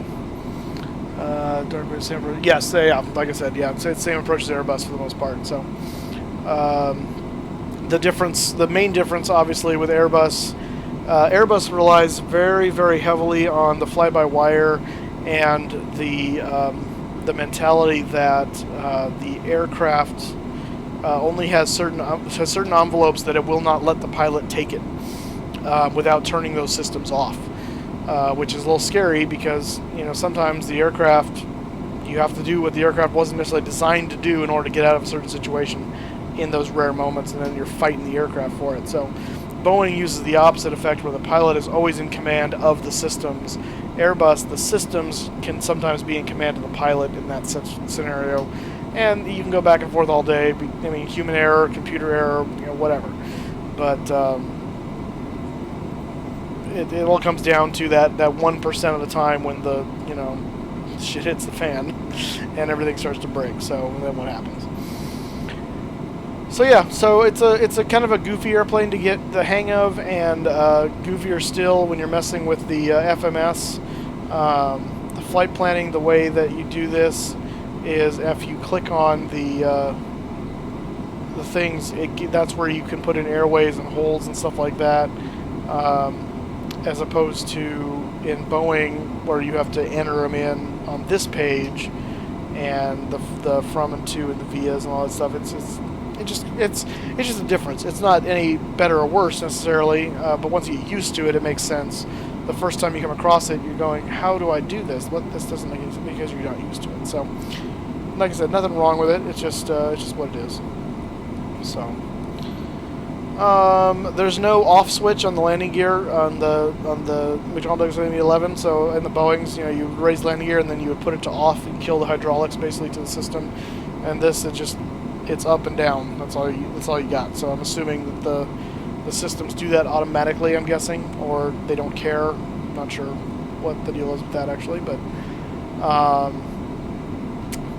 let's see what else. What else is the difference in this aircraft? That may be pretty much it. This is a kind of goofy thing to get used to when you're flying out of an airport and you're trying to figure out straight and level flight. Is you got the windows are so big and they do this kind of curve up thing that the Boeings don't do, so it's kind of hard to get your bearings of what is. I mean, it's easy looking out the front window, but when you look out the side window, it can be kind of confusing as to which is straight and level. But yeah. Fire handles up top. That's pretty much it. Everything else is pretty standard. You got the standby instrument down here. So in case you were to lose these, you still have your artificial horizon, your speed, and your altitude in a very inconvenient location to be sure. But it's a backup for the horrible situation where everything dies. OB Caden, welcome to the stream. This is FSX. It is not FSX Steam. There's really not much of a difference. I have both. This is the box edition, though, of FSX that I've had since forever. I have FSX Steam as well, and I will be switching over to that momentarily for the live streams, but I need to get some hardware stuff set up with regard to that. The differences are under the hood. So Dovetail has made some improvements and some things to the code to make it run smoother, run better, run more stable, and So Kogma, no, well, you are late in the sense that you didn't start from the beginning, but hey, we're still got a ways to go. We just got to cruising altitude a little bit ago. We're due in at 0010 Zulu, and so we've got about an hour and a half left until we get down to Miami. So you're plenty of time. So welcome back to the stream, Cog. But Obi Caden, yeah, we do have I do have Steam Edition. We'll be getting back into that. Obi Caden, Obey Caden. Sorry, I pronounced that wrong. Thank you for subscribing. I appreciate it. But yes, Cog, you're doing much better than last time, because last time it was right at the end. so you can join us for chat this time and stick around. So, Cog, I don't remember, where were you from? And Obey Caden, where are you from? I'm from California. Tom Peters, thank you for subscribing. Welcome to the stream, and feel free to jump in and join us on chat. Love to chat with you. Love to find out where you guys are from. I remember sometimes when you guys are from, and sometimes I don't. So, Cog and well, I haven't seen Obey before until today, but Cog, I don't remember if I asked you last time where you're from. I'm from Fresno, California, where it is hotter than hell outside. It is. I'm gonna check right now the temperature, but it's got to be over 100. It's really bad today. Oh, it's like right at 100. It's like 101 or so. Oh, that's it. Feels like it's like 110. Oh gosh. That's okay. Oh, I didn't ask. Okay, you're from Turkey. Okay, well that's awesome. Well, welcome to the stream. Our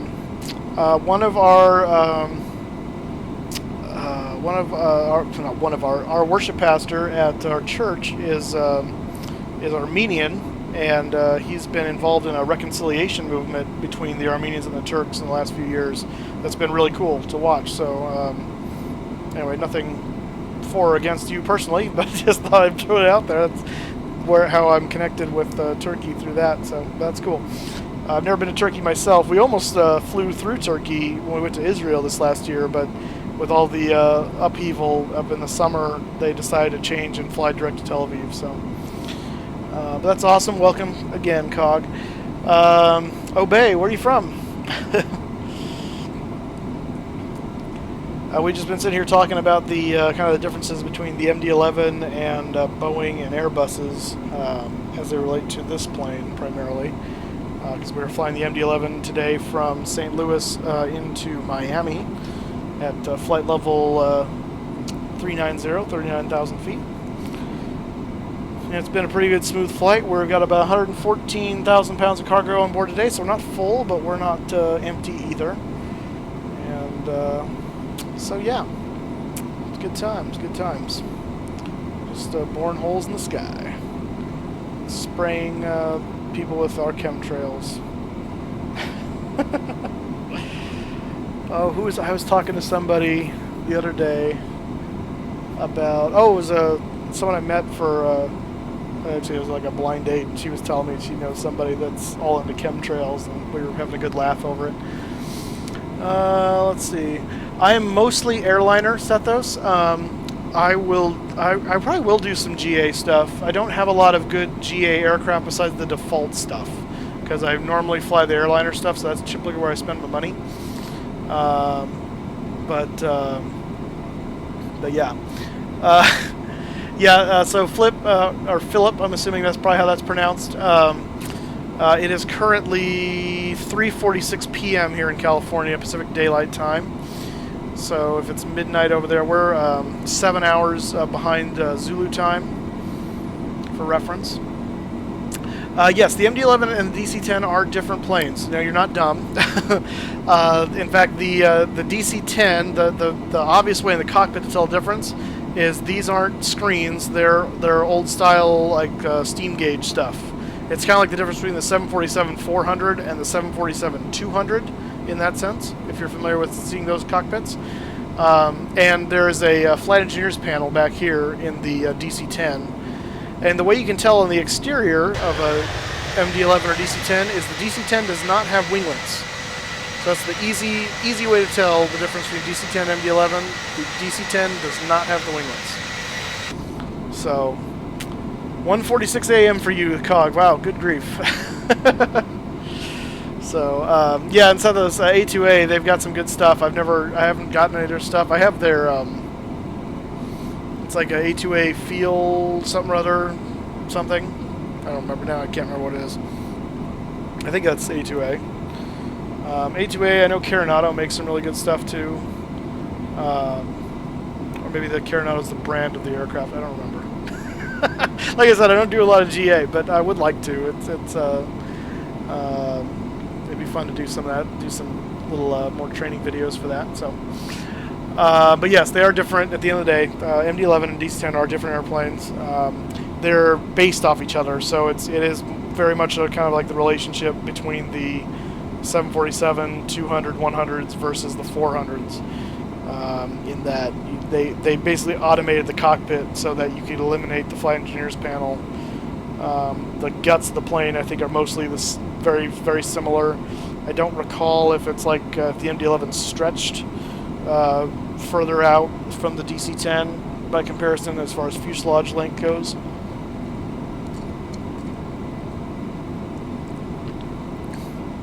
Get a sip of my Mountain Dew here. But yeah, they're essentially very similar in that regard, but the avionics are what's primarily different, and then the winglets, obviously. They both have that center gear in the center, the center gear in the center gear in the center. Of course, it's in the center. It's the center gear. They both have that can be retracted separately, which is this guy right here. If I think it's that guy. Yeah, center gear. If I turn that off or up, when I lower the gear, that will not come down, which would change our maximum landing weight, obviously, because now we have one less set of wheels. Yeah, unfortunately, I don't have a DC-10 in my repertoire, Luis. And welcome to the stream, by the way. Glad to see you here. Actually, I think we're going to the Caribbean next. We're going to Miami today, and I think since we're down in that region, I think we kind of have to fly to Princess Juliana. I think that just makes sense, and fly over Maho Beach. I don't know what I'm going to do that in yet. I was kind of thinking about doing that in the 757. I might do it in the 727. That's kind of my old plane that I have steam gauges. I've got a 707 too, but that's really old, and it's not as fun to fly. The 727 is actually fun to fly. AccuFeel, yes, I think that's what I was talking about. Carenado does do some good planes. Systems monitor. Oh, really? Okay, well, that's news to me, so good to know. Do you have a setup, or do you use... yes, so, okay, well, I'll fill you that in a second here. Everybody say maybe call... Today is better than your yesterday. Sure. Encrypted Pilot, hey, welcome, man. Welcome back to the stream. Glad to see you. Yeah, 727 is one of my favorite aircraft. It's a lot of fun. Cog asked me about my setup, and so I'll fill you guys in on that. I do have a setup. I have one monitor, which I'm about to get a second one, which will make streaming a billion times easier for me. The controls I use to fly, it's CH Products is what I'm using. So I've got the CH Products Flight Sim Yoke, I've got CH Products Throttle Quadrant, and I've got the CH Products Pro Pedals. And then I also have a Thrustmaster joystick, which I use if I'm ever going to fly the Airbus stuff. So,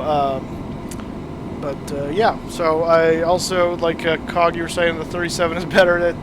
It's more advanced, that's for sure. I have the 37 NGX. I also have the Captain Sim 37-200, which I keep forgetting I have that, and we should do that at some point too, because that would be fun. I have like hardly any time in that aircraft, so I'm gonna have to get used to that one. But I gotta say, it's got to be similar, a nice cross between the 27 and the 37 NGX. So we'll probably be able to figure it out. Aerosoft releasing the CRJ next week. That's awesome. I'll have to check into that because that's fantastic. Yeah, so Cog, are you saying you're okay? Buy as in you're leaving, or you're buying the Thrustmaster, like purchasing? I'm not sure. Considering the time, I wouldn't be surprised if you're leaving. But I haven't used the Thrustmaster a whole lot. It's It's a pretty. It's a good joystick for what I would use it from. I mean, it's not like a. It's not this. It's plastic, so it's not real heavy and whatever like those really advanced looking ones for the fighters and stuff. But I got it because I'm going to simulate flying an Airbus with it, so that's all I needed to do. So and it does that well. So I don't remember how much I paid for it off the top of my head. I want to say I paid like $50, like $49, $50, something like that. But yeah, it's a good joystick.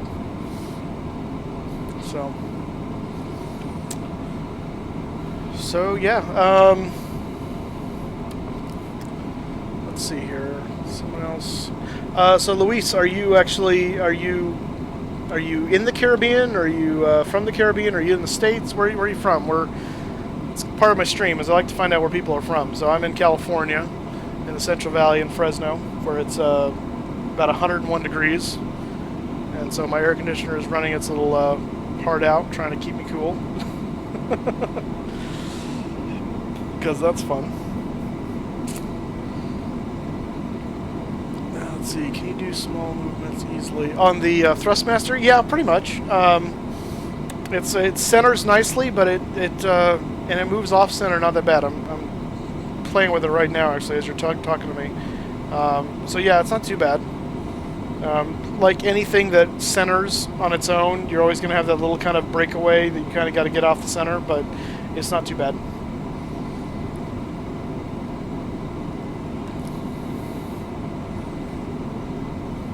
Yeah, the other thing I got to get here pretty soon is a webcam, so then you guys can see my setup and see my ugly mug.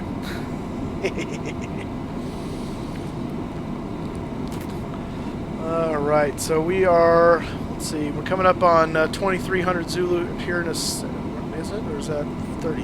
Nothing to do, yeah. And we're en route to LGC, Lima Golf Charlie. I don't know, not sure what that waypoint is actually.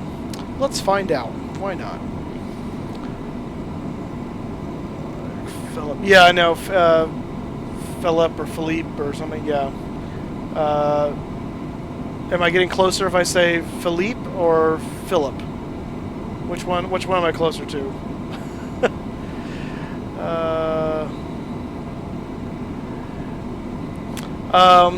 Encrypted Pilot, are you asking what kind of aircraft I have at the moment? Like it's like obviously this is the MD-11, but at the moment I have the PMDG Boeing 747-400 version 3. Actually, I have version 1 as well, but 2. I don't know what the other version is. We've got Captain Sim 757, 767, 727, 707, 737 200, 777 200. That's all Captain Sim aircraft. Okay, yeah, I'll keep listing it. I see what you're asking me while I was flying, and I answered that, but I'll keep listing them. Let's see. I've also got obviously the MD-11, the 747 by PMDG, the 737 NGX by PMDG.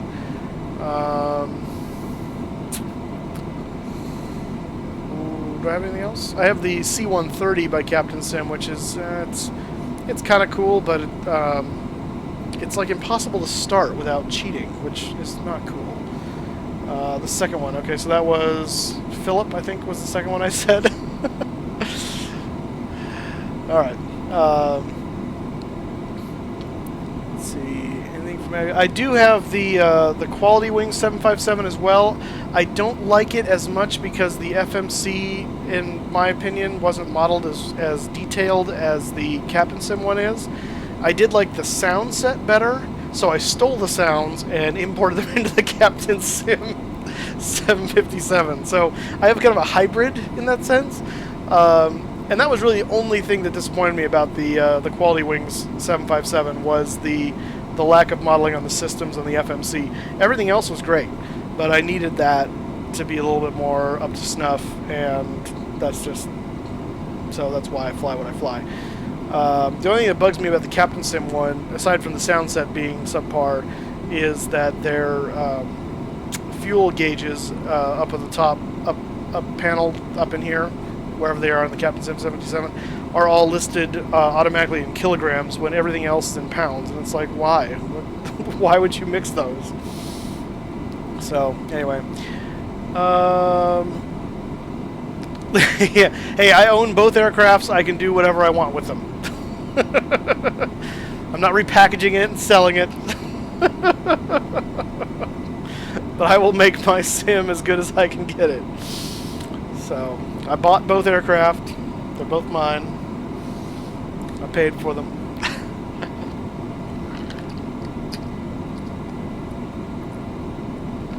I do have the as a jet turbine sounds, does sound sets for some aircraft, and so I have those for the 747, which I'm not using at the moment with regard to the new version from PMDG because that came with new sounds. I was using them with the old 747 PMDG, and let's see, what was the I have them for the what do you call it, 727 uses those the JTT jet turbine. It's I think it's JT. No, I don't know. I'm trying to remember the acronym now.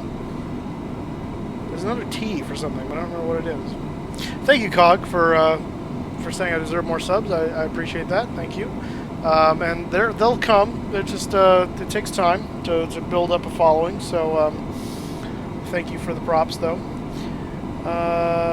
Too late. The absent. No fun. Technical squad isn't giving you. All right. Well, if you can find me, you can try. That's awesome. I will not be brought down by anyone called No Fun Tactical Squad. The NFTS. That sounds a little too much like NTFS, which is the hard drive partition for Windows. I will find you. Oh, goodness. Gotta catch me first. We're flying through the sky at the moment, so I've got a head start. Oh, goodness. So, yeah. So I think the next flight we'll do, we'll go down to the Caribbean, and I'm really thinking seriously about doing the 727, because that'd be cool to do into Princess Juliana. We just did the 737 yesterday, so I kind of like to change them up. I know everyone's got their favorite. They always want to see their favorite, but we'll try and change it up a bit. Once we switch over to Steam, I'll be able to start doing some Airbus stuff too, because I've got the Aerosoft A321, A320, whatever it is. It just does not work in the box edition. For some reason, the throttles go funny. I've tried pairing them every which way and nothing works. Put it in Steam and it works flawlessly. Go figure. So I don't know what is different in regards to that, but it is. So when I get Steam switched over, which I'll probably work on doing this next week, so that by the time we get to next weekend, hopefully we'll be streaming in Steam Edition, and we can do that. Let's see here. Re-killed Travelosa. I've never used Kerbal Space Program. I've seen some videos. It looks intriguing, but I've never done anything with it. So I honestly have no real opinion. I've seen some people talk about it. I've seen some YouTube videos of people doing stuff with it, and so yeah. Oh, Travolta. Oh, that makes more sense. Okay. him and his Scientology and his 707. Which is funny, by the way, actually. I don't know how many of you are familiar with South Park. They do a whole thing on Scientology, which is actually apparently pretty accurate as far as what they believe. Talking about how Lord Xenu, I guess, came and dropped off the souls into volcanoes on ships that look remarkably like DC-8s. He flies around a 707, which is basically the closest thing to a DC-8 you can get without actually having a DC-8, which is kind of funny. Anyway, just throwing it out there because you mentioned Travolta. Not that any of that is real, but, you know, hey. Let's see, the A310 I consider one of the best Airbuses. What's yours? I don't have a lot of experience with Airbus because I'm a Boeing person myself. The only Airbus I own is the Aerosoft, the I think I have the A318, 19, 20, and 21 from them, so they just get stretched. And it's a pretty cool plane. I really actually am intrigued by the FS Labs one. I think I would like to get that. I think from what I hear, it's even better as far as systems go, which is what's most important to me usually. Is the A310? I'm trying to remember if the A310 or the A300 has the yoke, because at a certain point they had a yoke and then they switched to the side stick and never looked back. I don't remember. Physics space road, nice.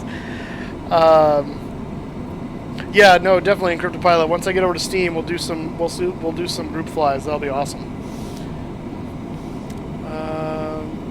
Do you have a pet wussy? I don't know what a wussy is.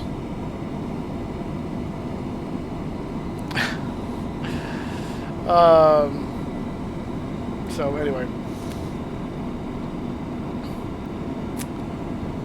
We are making some good time here, though. Let's see, what's our prognosis here? We still, we're losing some time, actually. So now we're estimated at 12 after, but it's 2 minutes. Big whoop-de frickin' do. Tampa's our alternate today. I don't anticipate we'll need to use it, but that's what it is. Do you have a wet wussy? That makes even less sense. I think yeah, I think I know what you mean, and I'm a man, so no.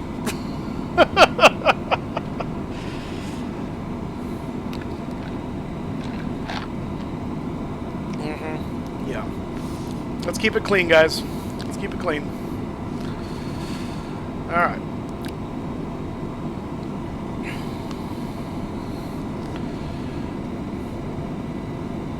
Yeah, exactly.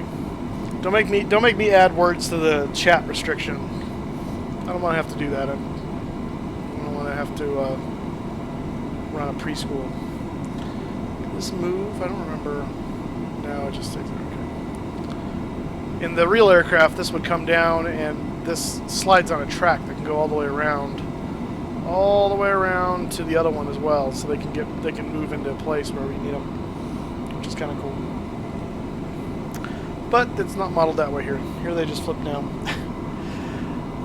We say group fly, assume that's locked in by platform. Not like say that soon, where every platform is loaded. That is, it's basically just FSX Team multiplayer. So yeah, anyone, if you get on the same server, then you can do that.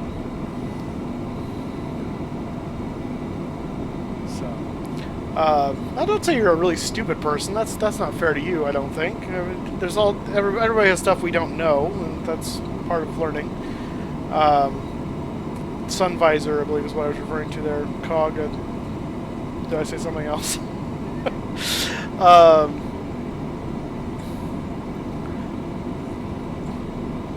Yeah. So yeah, definitely we will do some flights together once I'm on Steam.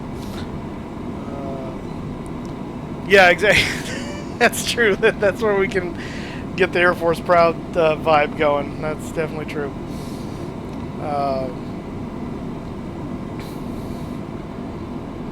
So yeah. I was sorry to see one of the guys I was following on Flight Sim here on YouTube was a guy named Carson, who's apparently an 11-year-old, but I guess while I was at Flight SimCon, him and Kyle got into a tussle of some kind, and Carson ended up deleting his entire YouTube account. So Kyle made the point that he kind of lost his cool with him, and that's probably true. But at the end of the day, an 11-year-old is not as emotionally stable, so they're going to do what they're going to do. So nice, Obey. Going to fly tonight in FSX. That'll be cool. Yeah, like I said, I'm not moved over to Steam yet. I mean, I have it and it's set up. I just have to dust it off, basically. So when that happens, we'll do some of the other streams where we'll open up the server and be online. And if you want to actually physically join us, you can. In this case, you can't because I'm just flying offline right now. But that'll be fun for those of you that want to do that. Quasimofo, welcome to the stream. Glad to have you here. You're asking how long are we streaming for, or how long is the flight is? What? Can you be more specific? Are you flying right now from Heathrow to Kai Tak? Because that's quite a flight. Good grief. Oh, good for you, Cog. That's awesome. You just got it. I think it was on sale just recently for a song, so it's always a good time to get the program when it goes on sale. Yeah, how long is the flight? The flight is about 2 hours 15, 2 hours, 2.5 hours, something like that. We're into it a ways now. We're actually probably about an hour from our destination at this point. So we're just a little over an hour from Miami. Yeah. What are you flying from Heathrow to Kai Tak? What aircraft? So is this your usual streaming times? It's a bit late for us. Eurotrash. I would never call you Eurotrash. If you were in France, maybe, but. It's not necessarily usual. It's actually a little bit earlier and a little bit later. It goes both ways, and I'll tell you why. So I will usually try and do some streaming during the week, during my work week, but I can't stream until I get off work. So I get off work at 5 Pacific. So those will be evening streams for the United States. They're pretty much out of the question for you guys in Europe unless you guys work nights and sleep days. So I understand that. So on the weekends, my weekend is technically Friday and Saturday because I work at a church. So Sunday's a work day for me. So when I am on those days, the Fridays and Saturdays when I stream, I try to do that earlier. I would have streamed this morning actually, but I had a funeral I had to run sound for this morning, so I couldn't get on here until later. So. There's no real set time because my schedule is so fluid, and so the best way to do that then is to be able to tell you guys on Twitter and on Facebook when they're coming, so you guys can stop by if you can. So, but yeah, oh yeah, you'd have to stop somewhere on the way if you're doing 737. How do you stream? I use OBS through YouTube. So Open Broadcast Software, I think is the name of the program. OBS. And I've only been live streaming for about 2.5 weeks now. I've done YouTube videos long before that, but only done live streams recently, and I'm really enjoying it. So, but yeah, I know it's 2 a.m. for you, Cog. So, like I said, I will try and start my streams earlier when I can, but it all depends on my schedule. So, next week, as of right now, I don't think I've got anything specific going on. So I will be able to do that Friday, Saturday, do them earlier. Like I said, today I had a funeral that I had to run, so just if I was going to stream it all, it was going to be late. So yeah, so I understand it. That's the downside of a world where everyone's in a different time zone, and so it's always going to work for some and not for others, and that's just how it's going to be. So, and let's see. And why did you sub to what? Not really doing many short flights. Cog, I'm not sure I understand what you're saying there about the why did you sub to AAD, but if you want to explain.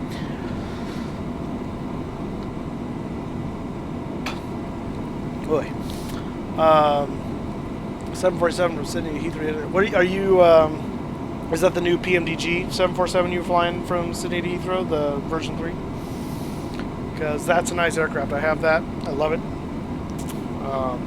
It's fantastic.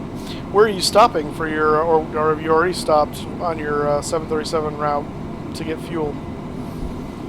Quasi. And if you don't mind me asking, where are you from in the real world? I'm here in California.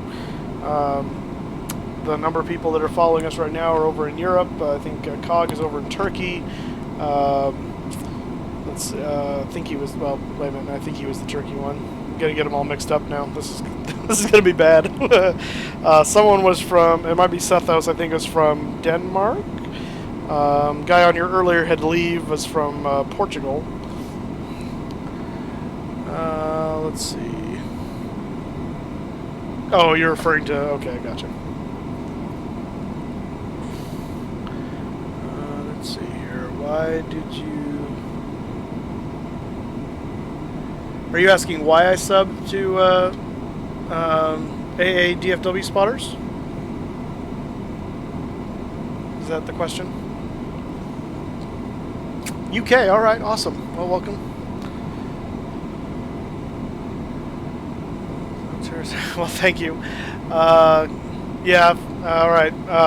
Philip, thanks for joining us, and we'll hope to see you on another flight. I understand if you're over there in that part of the world, it's getting late. So, thanks for joining us when you could, and we'll see you next time. Thanks. I subbed to him to kind of give him a nice sub back because he subbed to me, and I was talking with him. He seemed like a nice guy, so that's why I subbed him. Oh no, Quasi, seriously? Oh, that sucks. That's the worst when you're doing a really long flight and that happens. That's just, there's like no worse feeling in the world. Person to post an imager link from a 747 out of Copenhagen this morning with a screenshot. I honestly don't know how you would do that. As far as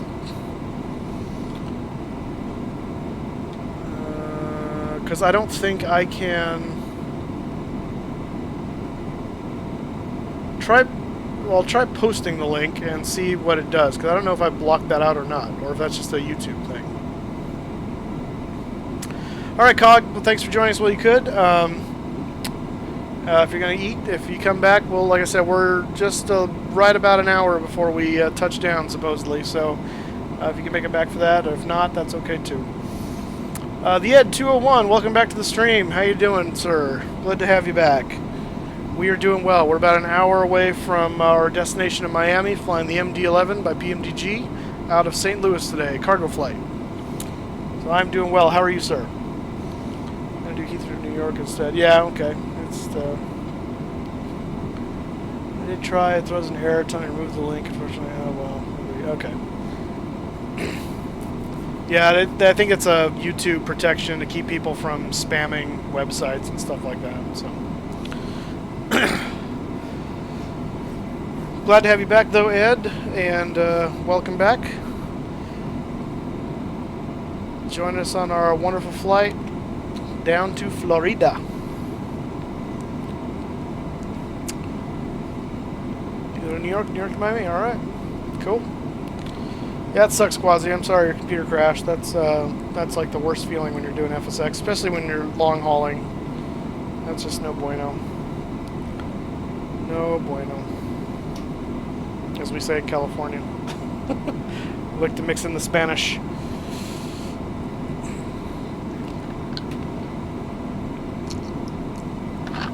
Even though I'm not Spanish, I'm half German, half Swedish. Dark Force 900, welcome to the stream.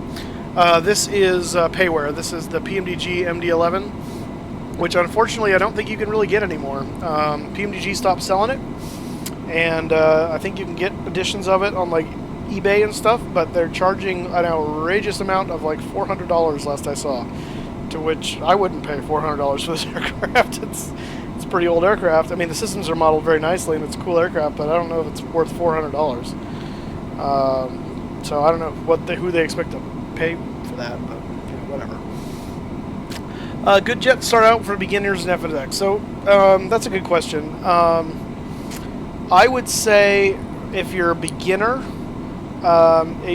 when you say what's a good jet, are you talking about like a good payware to buy to get started? Because I would recommend first getting if you're just beginning in FSX, I would honestly recommend getting your head wrapped around flight in general. And the best way to do that is to take the small stuff that comes with it, like the Cessna or the Baron, and really get a feel for takeoff, landing, and understanding the gauges and navigation, basic stuff. That's going to be your best bet, because if you can fly the small stuff, you just upgrade your knowledge to the bigger stuff. Oh, hey, look at that. Oh, I see what you did. Clever. IDK Bossy, thank you for subscribing. Welcome aboard. Welcome to the stream. Let's see here. So the common aircraft that you'll find a billion YouTube videos out there for to help you learn how to fly it would be the PMDG 737. It's going to be a simple aircraft to fly. Not simple as far as systems, because any of the jetliners are going to be complex. If you want a simple jetliner to fly, you're going to want to find a non-study level sim aircraft. But if you're looking for just a good aircraft to get your head wrapped around systems and stuff like that, as far as the airliners go, your PMDG 737 is a good way to start. It's a good smaller airliner, and at the same time, so many people have it. It's so popular that there's so many videos on it that you can find out how to fly it just by watching YouTube videos and searching it out. So you have a lot of built-in help. The farther away you get from that, the harder it is to find. And there's still videos for everything. Don't get me wrong, but it's harder and harder to find tutorials from a billion different people. So let's see. Hey guys, one of my friends here in Puerto Rico got an ex-U.S. Airways. Oh, okay. That's cool. When you say an ex, like your friend actually got an actual E-170, like a real one. So IDK Bossy, welcome to the stream. Thank you for subscribing. I'm not sure if you're a man or a woman. I almost just called you sir, but I don't know. I did that one time to somebody else. They said, "Oh, they're a woman." I'm like, "Oh, okay." Where are you from? I'm flying. We're flying from St. Louis to Miami, but I'm personally from California. I'm in the Central Valley. Let's see. Milviz F4. Still learning the Milviz F4. Oh, that's cool. Like the fighter F4. And target aircraft. I was there that day. Well, that's cool. That's one I'm interested in checking out at some point. Is the Majestic Q400. That's a prop aircraft. Turboprop rather, and it looks pretty cool. I'm using a yoke, quasi. I'm using a CH flight yoke, CH throttle quadrant, and CH pro pedals. Did you turn notifications on and sub? Because yeah, I didn't see that show up. I'm not sure why that seems to not work. I did that to somebody else's channel once, and I could have sworn I had turned on notifications and whatever. So. But thank you, sir, Dark Force 900, for subbing and doing that. I appreciate it. You're a dude. All right. I'd call you sir. All right. Thanks, IDK Bossy. You identify as a... Oh, Sethos. That's hilarious. Well done. Muttadani HD. Hey, welcome to the stream. Thanks for joining us. Please give our video a like and a sub if you haven't already. I appreciate it. But welcome aboard. There it is. There you just subscribed. Thank you so much, sir. I appreciate it. We're always checking out where people are from. So IDK Bossy and Muttadani HD, where are you guys from in the real world? Just general. I'd just like to know. It's always fun finding out where people are from. We had a lot of people on here from Europe today, so let me know. If you don't show up, yeah. By the way, if you are subbing and you don't get the little thing showing up, it's because you've got your sub set to private, like Encrypted Pilot just said. I made that mistake. I subbed to Raptor. I was waiting for the shout out and it never came because I had my sub set to private, so I missed out on that, and that one was sad for me. I'm in California, so Freddie Westbrook Burr, thank you for subscribing, sir. I'm in California. I'm in Fresno, personally. Muttadani, you're in the UK. Awesome. Oh, Canada. All right. I think you're the first Canadian that I've had on here that's talked to me in chat anyway. I'm sure not the first Canadian in general, but Dark Force, you're from Canada as well. Is that what you're saying? But recently, I really don't think I've come across a few flights. I have. On our flight from Seattle to Salt Lake City in the 727, we had a lady that was on here. She's actually older than me apparently, but she was on. She followed for quite a while, and we had a lady in Sweden, right? Yeah, Sweden. So I've had two on here. So they do exist. That's the only reason why I kind of stop assuming. Sometimes I can tell by the name, but sometimes it's so generic you just can't tell. So 19 past 12. All right. So you're. Oh, yeah, okay. Yeah, you're from the UK. Freddie Westbrook. All right, UK. Awesome. So, okay. I'm not even gonna go there. let's see.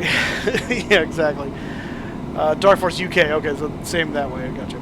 I'm not on VATSIM at the moment. I have flown on VATSIM a few times. I don't do it all that often, only because the ATC coverage is spotty, and so it just makes it difficult for what I'm trying to do. But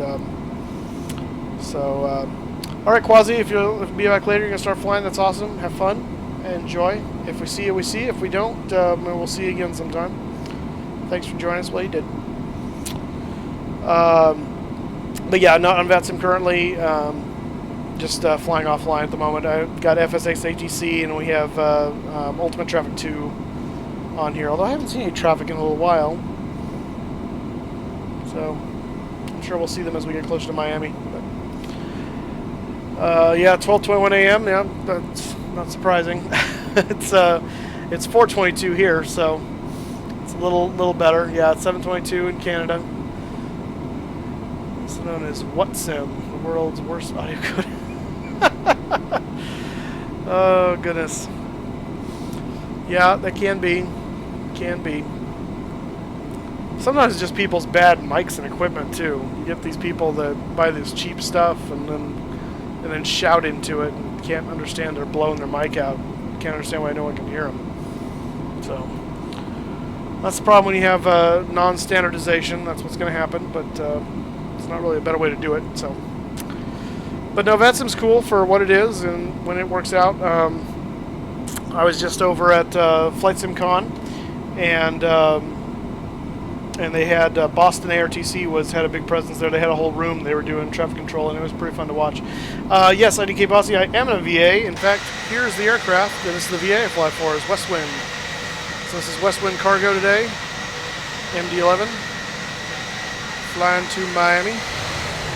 I'm the hub manager for LAX and Westwind, and the vice president of aircraft as well. So I've never done Pilot Edge. I would like to at some point. The issue there is it's a cost, and so I have to decide, if it's going to be worth it for what I'm going to do. But Pilot Edge was at Flight Sim Con 2, and they were doing some live stuff as well there, so that was fun. Cog, welcome back. Awesome to have you back. In fact, we did a flight. Cat Strader did a live stream from Flight Sim Con and Pilot Edge, on Pilot Edge, and the Pilot Edge guys were just on the other side of this wall from him doing it. And so we had a guy doing a go-between between the two. It was really funny. It was pretty hilarious. Unfortunately, I don't think it was a recorded flight. He just did it as a live stream only, so you can't go back and see it. But it was a lot of fun. I don't know if the MD-11 could fly with only one engine. My gut tells me not well. So, Dark Force, it was nice having you here. Thanks for joining us for a little while. We'll see you later. Yes, I did see Eastern Hops at Flight Sim Con as well. They had a whole room as well, actually, and so I saw some of those guys. But yeah, it was a lot of fun at Flight Sim Con. It was my first year going, and I would love to do it again. But yeah, it was a lot of fun. Had a lot of trouble getting back home because planes kept breaking in real life. Getting back from Connecticut back to California, but we did make it. Made for a 23.5-hour day, and the last 4 hours of that was me driving back from LAX to Fresno after midnight, so that was fun. Sounds like a task for the myth-busting moose. Kill the fuel. Yeah, not right now. We're gonna keep this one going and land safely, I think. But we'll try that sometime. That's not a bad idea. Is to see, we'll take it off and then kill 2 of the engines and see how long we can fly in the single engine. IDK Bossy, you're Westwind, or you're in your Eastern Hops. I'm sorry. I'm looking back at the your Eastern Hops. I'm sorry. Yeah, that's what I get for not reading the chat fast enough. How many hours left for landing? Approximately. We're probably it's less than an hour because we're supposed to be in at 12 after, 10 after. So we're looking at about 50 minutes, 45, 50 minutes. I do not have, when you say texture, like what texture? I don't have the PMDG 777. I have the Captain Sim 777. I have the PMDG 737, and I have Westwind textures for all of them because I painted most of them. So, and I don't think the Captain Sim has the LRF version. I think they just have the 777F. I think. Yeah, I have a feeling you're right, Sethos. There, the MD will probably stand for massive drop when that happens. So. When we go down to one engine, it's probably true. Yeah, no, livery. Yeah, but what livery? I mean, I have liveries for all the planes I fly. It just depends on what livery you're looking for. I'm still not following you there, Encrypted Pilot.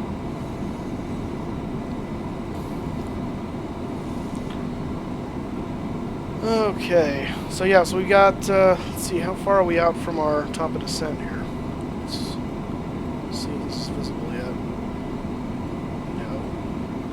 Oh, there we go.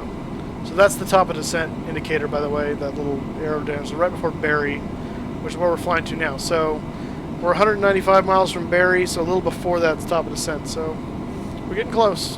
We're getting close. Let's see here. Most planes cruise at, and planes, commercial airlines cruise at a Mach speed. They don't cruise at a indicated airspeed, because that changes based on the winds and things like that. The Mach that most aircraft cruise at is right around 0.8 or so. 747 likes to cruise around Mach 0.84.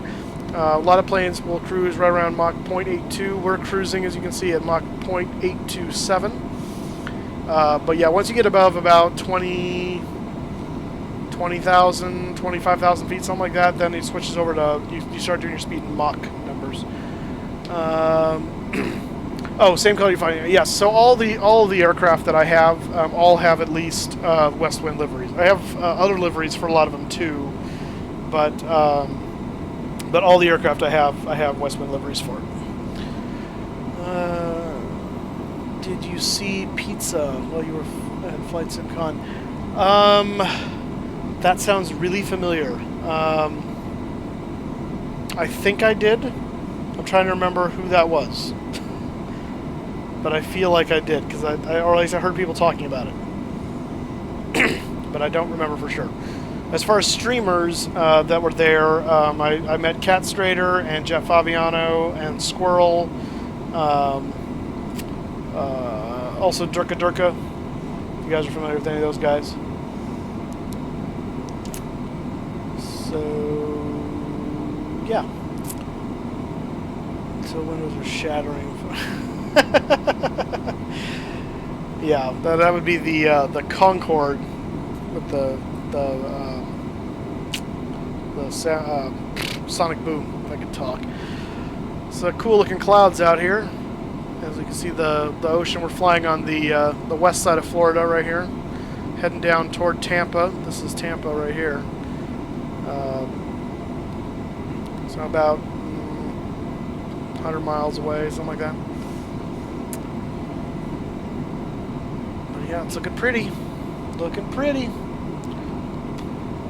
Yes, I did. Met Jeff Fabiano. Cool guy. Space shuttle status, yeah. So yeah, see, just more reasons to come to Flight SimCon. You get to in fact, the Jeff and Cat Strader had a panel along with the head guy from Pilot Edge and somebody else. I don't remember his name. Did a panel on live streaming. So I sat in on that and got to ask a few questions in that. And but yeah, so it was fun. Kyle Tesmer. Well, well, well. Hello, sir. Welcome to the stream. Good to have you here. How are you doing, sir?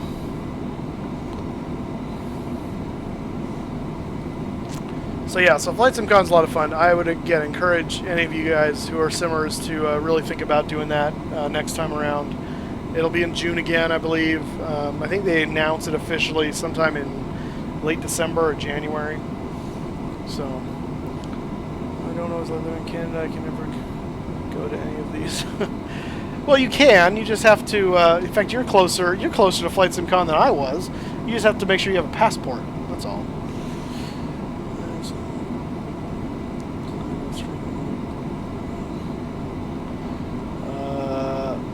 What's PUBG? I'm not familiar with that, or at least I may be, but I'm not familiar with the acronym.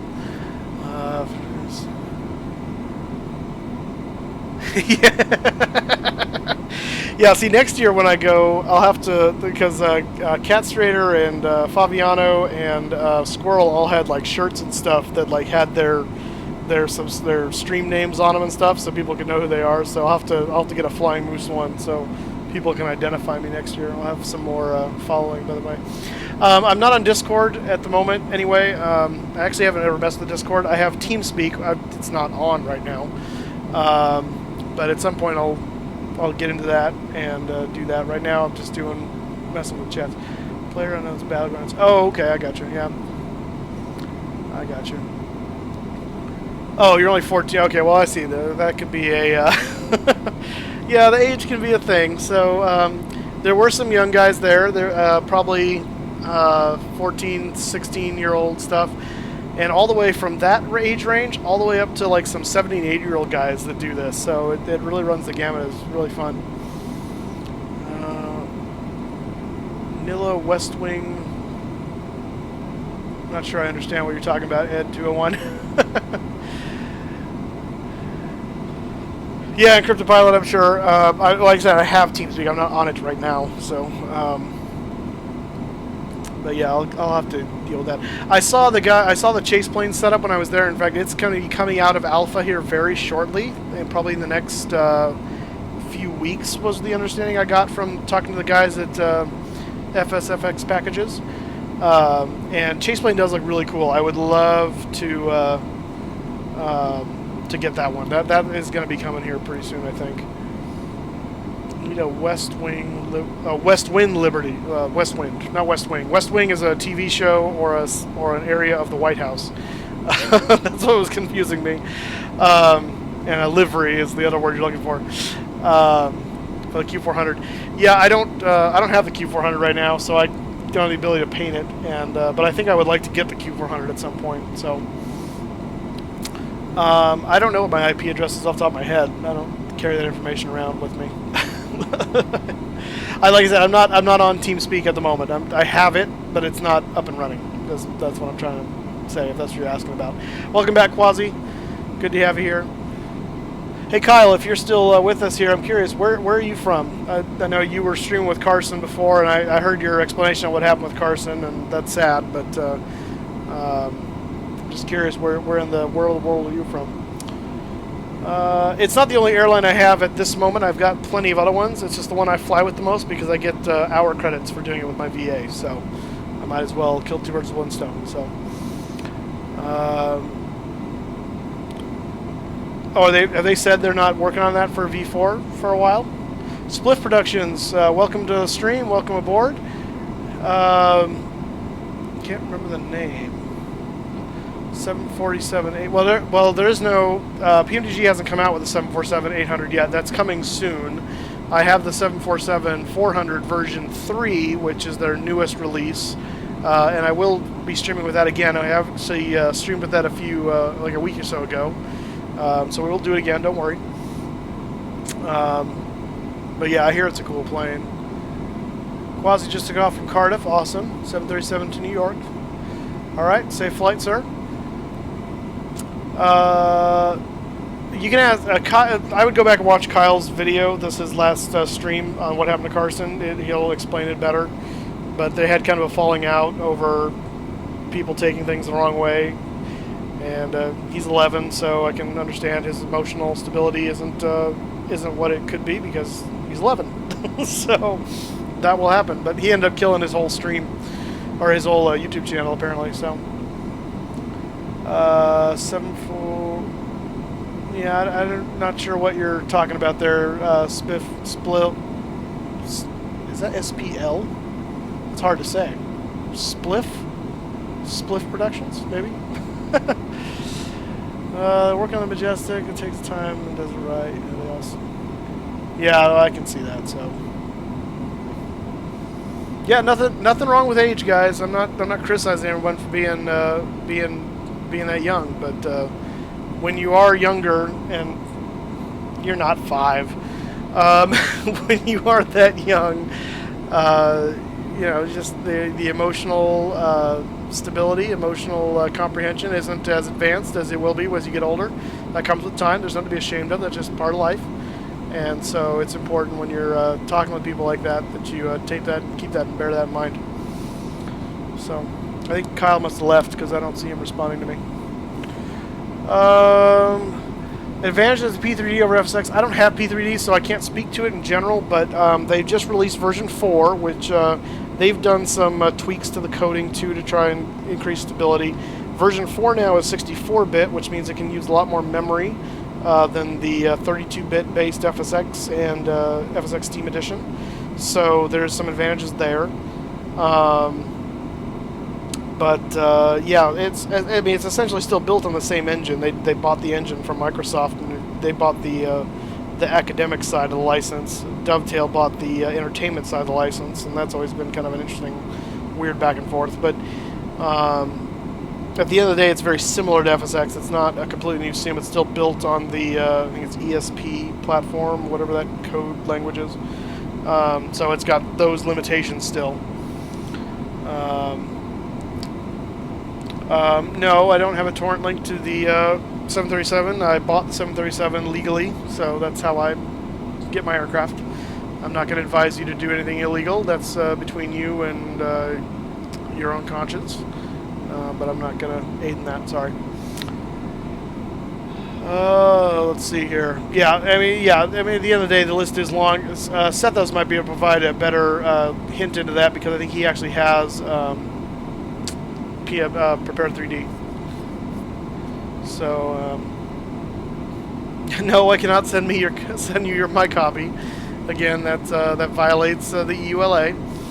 And then if I send you my copy when you register it, then my copy will stop working. So, and I'd like to keep my copy because I paid for it. So, sorry, buddy, you're gonna have to save up your monies.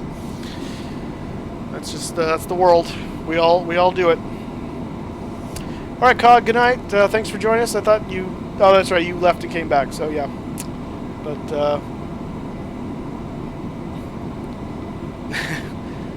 yeah. So anyway, we'll leave it at that. But yeah, Cog. Thanks. Thanks for stopping by. We'll see you next time, hopefully. All right, we are at 1:35. Not 1:35. Sorry, 21:37. So we are just about a half an hour from landing. If the if the cockpit computer is correct, we are flying pretty much over Tampa. Looks like at the moment. Well, not over it, but close to it. Yeah, that's Tampa down there, I believe. Tampa, Florida. So yeah, yeah, Spliff. We will be doing an A320/21 flight. Not today. I have that for. Excuse me. I can't. Cog. I know. Well, you know, if you want, you know, you can always come back. This is going to be uploaded onto YouTube when this is done. So if you really have to go to bed, I understand. You can come back and see the landing once it's uploaded too. So, LAX to Sydney. Oh gosh, yeah, that's a long flight. But no, we will be doing an Airbus. I need to get my Steam Edition kind of dusted off and working because the Airbus that I have does not work in Box Edition. I mean, it does, but it's all kinds of wonky and the throttles don't cooperate and things like that. So, in some sense, it does not. I know it's different, Cog, so I understand. It's addicting. But anyway, so once I get that dusted off, I'm going to work on that this week so that we can get into the Airbus, because I'd like to use my joystick. I haven't used it in a while, and play with it that way, and do some flights in the Airbus. Because it works great in Steam, but it just does not work in Box Edition. So, but yeah. So there you go, Spliff. We will be doing it, but I got to get my Steam Edition up and running.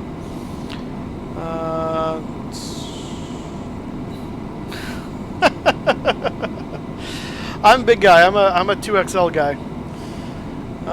Is FX Steam multiplayer formal enough? Or should I use VATSIM? Well, it depends on what you're trying to do. The only reason you need to use VATSIM is if you're looking for air traffic control support, like good air traffic control support, like real time. If you're just looking to play with other people, I would just do Steam multiplayer. So, but again, it depends on what you're trying to do. Oh dear, Sethos, don't even go there. Don't even go there. How'd you get permanent ban from VATSIM? What'd you do? You got one letter wrong in your name? Oh. That seems harsh. Well, then you can do both. You don't have to do the same thing over. You know, you can do VATSIM sometimes. You can do Steam multiplayer sometimes. You got options, dude. You got options.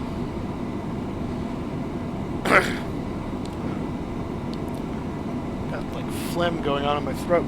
It's not flattering. Boy, good grief. At least I have the nice little mute button on my thing. I can cut that out so I don't have to cough in your ears. So I'm sure you don't like that. This is the MD-11. PMDG MD-11. Looks like that.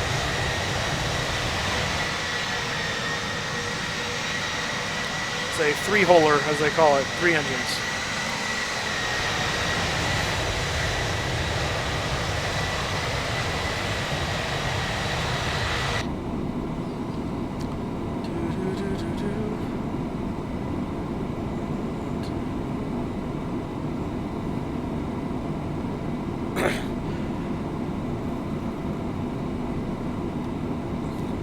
Gotcha, IDK. Yeah, you gotta just practice for those landings. I mean, it just takes time.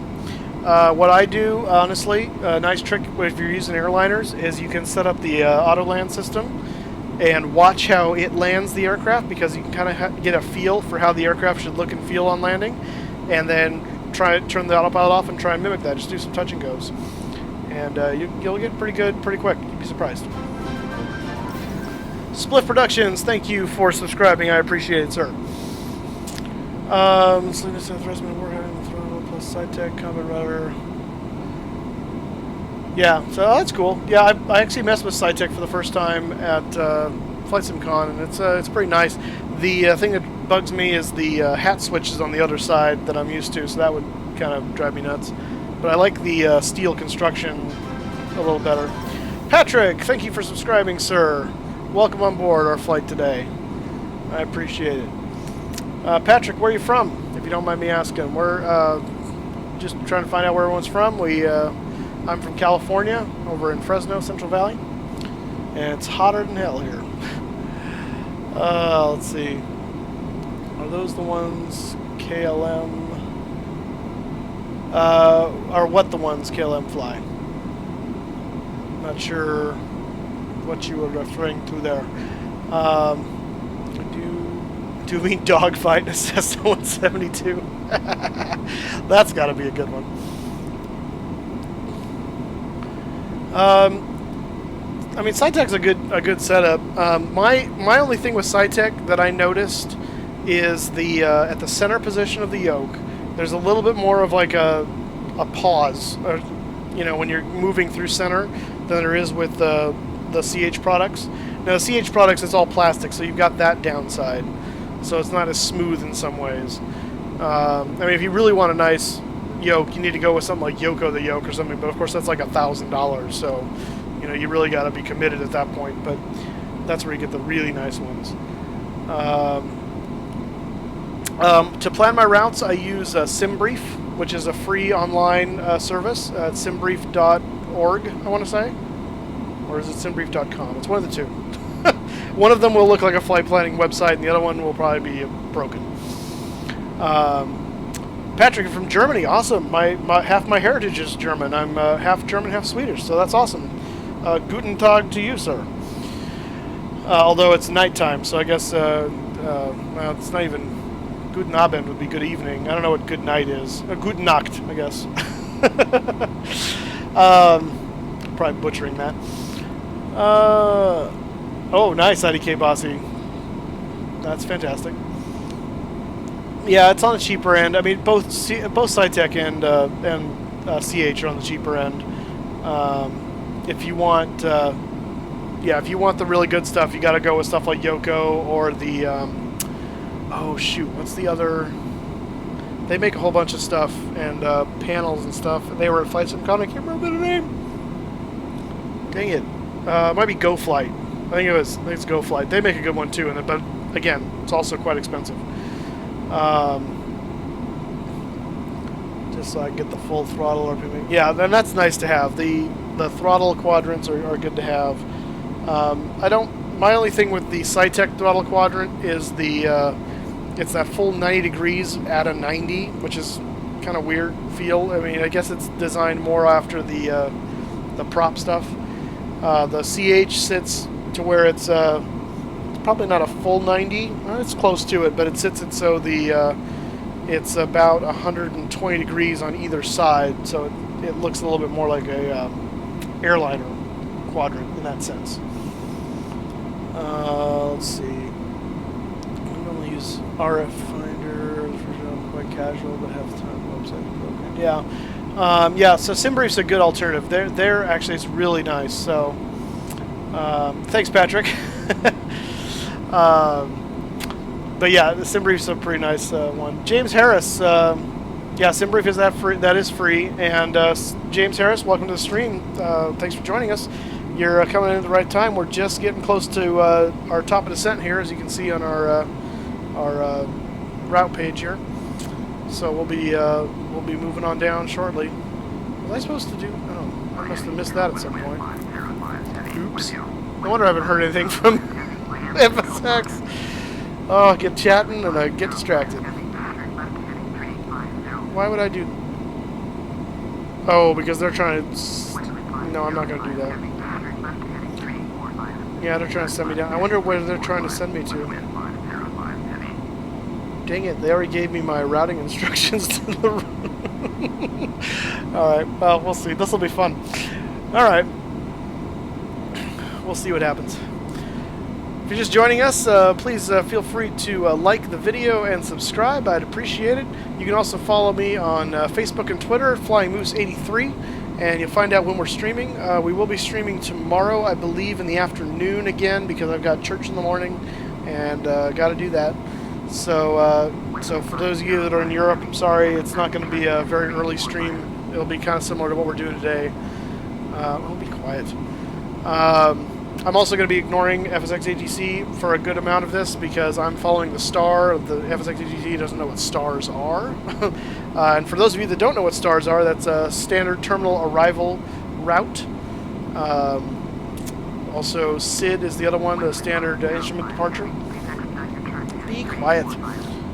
So unfortunately, I think they gave me the runway I should expect already, and I wasn't tuned to them, so I don't know what it was. But they haven't told me to descend yet, so that's good. Turn right, heading 170, proceed on course. Oh, good. Okay, so now that kind of came full circle back.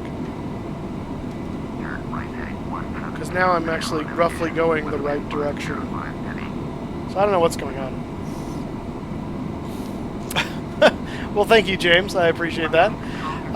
PC specs, they're actually listed on my YouTube channel. I will kind of just generally tell you what I've got here. Let's see. The CPU is a AMD 3.3 gigahertz running overclocked at 3.9. It's a 6-core. Are you still yelling at me? No, okay, good. I'm running a NVIDIA GTX 970, I believe it is, 4 gig card for the graphics, and then I've got 8 gigs of RAM, which I need to upgrade because that's kind of low. Let's see, anything else pertinent? And then I've got all the CH stuff. It's a 1 terabyte Western Digital hard drive. I've got a solid state that the Steam Edition runs on, but I'm not using that at the moment for this. So, it's just a traditional spinning plate hard drive, 7200 RPM. Let's see here. Yeah. Oh, that's funny. A kind and gentle voice. I love that. So to put that in like a recap video. I've been told I have a kind and a gentle voice. Alright, we got our descent. 270. Going on down. to the ground. All right. If it's an i7, it might be. I don't know how many cores that is on the 2.4 gigahertz. So, and it depends on how much add-ons you end up running. So, it's really kind of yeah. I don't know how to answer that. Is it enough to run the sim? Yes. Is it enough to run the sim very, very well? That I can't really answer, unfortunately. But yeah, thanks, Patrick. It does seem to run pretty well. I mean, especially at high altitude. When we get into dense areas, it can get kind of choppy with frame rates. Hopefully, we'll be okay going to Miami. We're getting into sunset here. It's going to be a very pretty approach and landing, it looks like. So that's nice. I love that. Let's see. You bought one add-on. Which add-on is that, Cog? Alright, he hasn't given me... Maybe they didn't give me a run low yet, so that would be awesome if they didn't, because I'd like to know where I'm expecting to go. And it's a pipe thingy? Oh, a plane thingy? Generally speaking, like what I'm running right now, I'm getting right around 30 frame rates right now, 3 frames. I think I've got it max. I think I've got it set to max at 30, just to control CPU process and stuff. But on the ground in complex aircraft, it'll generally in areas like LAX and stuff like that, it's usually closer to 15 to 20, depending on what's going on. Sometimes it drops as low as like 11, and that's when it gets really ugly. As long as it's up around 20, it's fine.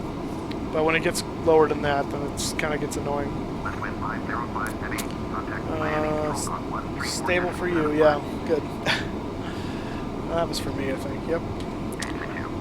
Miami control. We are coming in. Yes, I am. Yeah, and that's set to 30, I believe. Yeah, so that generally helps a little bit. Keeps the CPU from trying to outdo itself and then get behind or whatever. I'm not entirely sure. I've kind of read up on why that's the thing, and it kind of makes sense, and at the same time, it kind of doesn't, and so I don't really know. But I'm told it helps, so I use it. Man, that's pretty out there. Whew. Just go see what the first officer's view is like. It's not much better. Stupid seats in the way. We can fix that. Ooh, pretty. That. Sunset over the Gulf. Love it. IDK Bossy, welcome back. Did you rev the Mustang sufficiently?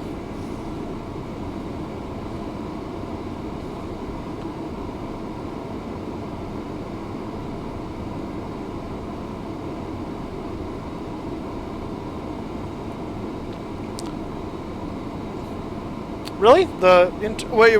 When you say the internal FPS limiter, are you referring to the one built into FSX, or are you referring to like the one you can download? Because I'm referring to the one I can download. 75. Nice. That's 300 RPM faster than my hard drive is spinning right now. The frame rate limiter is great. Oh, okay. I'll have to... Yeah, okay, yeah. I don't think I'm using the built-in... In that case, I don't think I'm using the built-in one. I do use NVIDIA Inspector for a bunch of settings and stuff, and I'll have to look and see. It's been a while since I've messed with it. I don't know if I'm using it through that or through... There's a download program for frame rate limiter or something like that. So, still on this to add drag because it wants to slow us down while we're descending, so we're just going to throw out the speed brakes there a little bit. Adding the drag, it's 1. Building a new generation.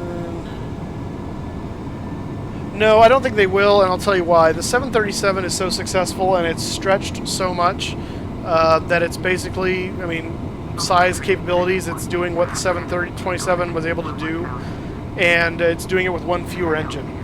The advantage to airplanes like the 777 and the 737 are that they're 2-engine airplanes.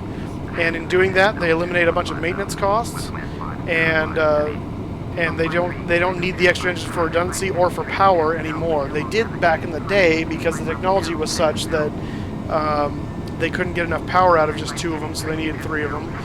Nowadays, the technology is there that you don't need them. I mean, you can do it with 2, no problem. And the fuselage is actually the same. It's the 727, 737, 757 all share the same basic fuselage. The difference is the engines and the length. So no, I don't think they overwhelm, unfortunately. This is PMDG, yep. The PMDG MD-11. And there she blows in her glory. Ooh, that's cool. Boom. Coming at you. Take a picture of that. Yeah, that's a beautiful sight. Let's see here. Yeah, then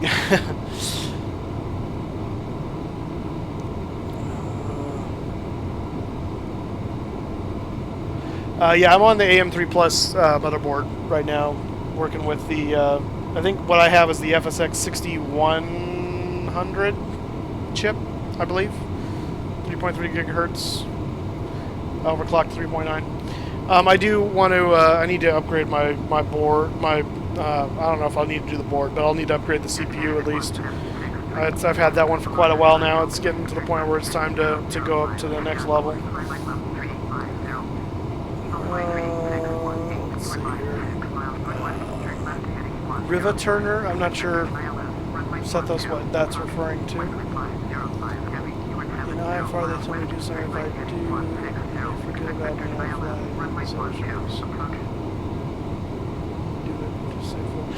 Safe fuel, yes, in some sense. I mean, hey, we are going runway 12, so that's good. At least we expected that. Now if I could just respond. Oh, dagnabbit. It's more of an issue of maintenance cost, I think, than anything else. One more engine is one more engine that can break, one more engine that has to be replaced, one more engine that has to be inspected.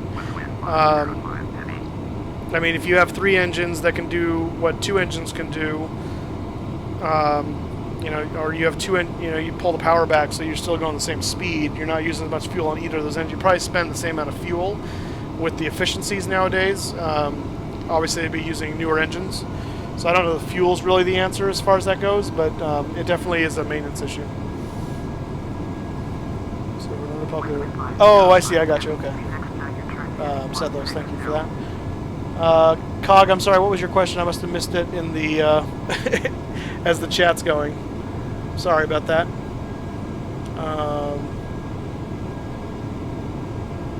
Yeah, you'll have to.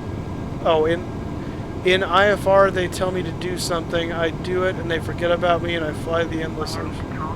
Oh, I see. They vector you out to forever.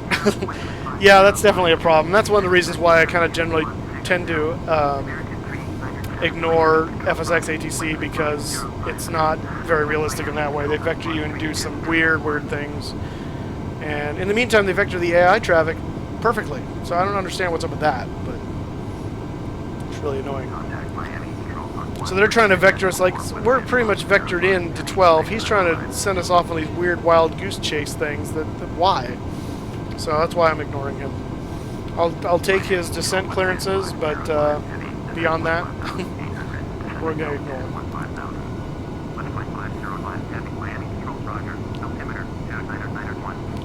Alright, got back on the altimeter now for the setting because we're below 18,000 feet. I'm going to go ahead and turn on the seatbelt sign for those flight crew that are with us today. And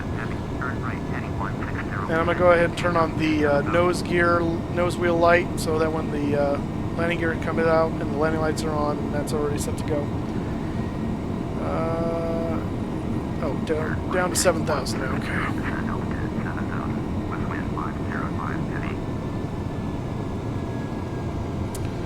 Alright, going down to 7.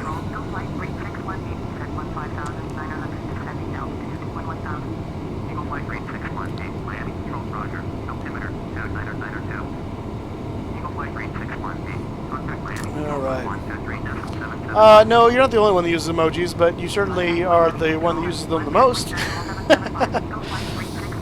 We're all gonna miss this check.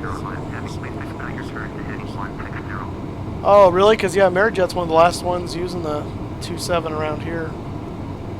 I haven't heard that, but then I don't see it. Amerijet is a lot more prevalent around Miami and the Caribbean. But yeah, FedEx used to fly a 727 out of my home airport here in Fresno, and then that changed a number of years ago, and they switched to the 757. That was a sad day. I really love the 727. Aerosoft. That's, well, it's a good question, Spliff. I don't really know.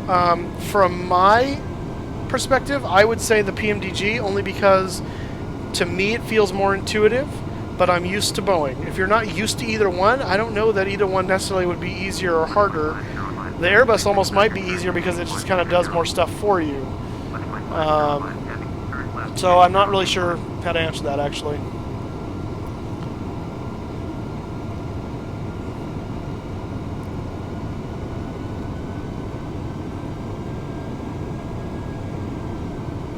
There it goes. I was waiting for it to jump down. Oh, dear goodness. What if I don't want to acknowledge the last transmission? Okay, how far out are we from zone 20? Almost 40. Okay, good. Just want to make sure we're not going to be coming in too high. Yeah, I heard FS Labs is a lot better than the Airsoft, and I'd like to get that. I don't have it yet, though. It's like a lot of things. Yeah, PMDG is going to be a lot more in depth. Sorry, Cog.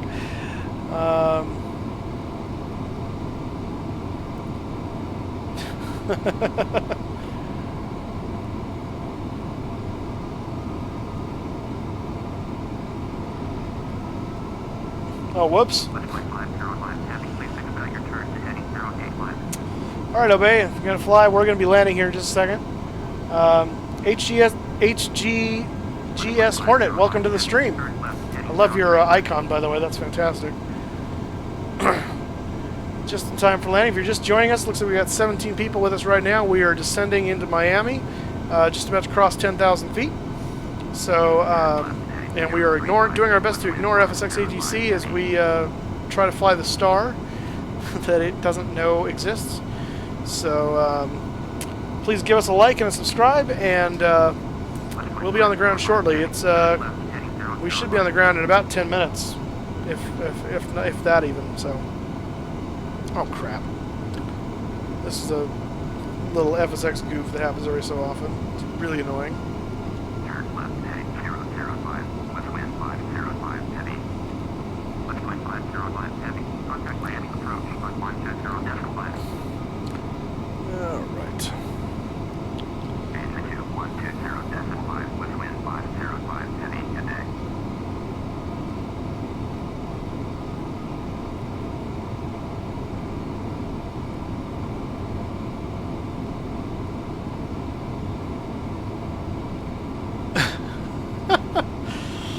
Oh boy. Who's getting mean? What's going on here? Use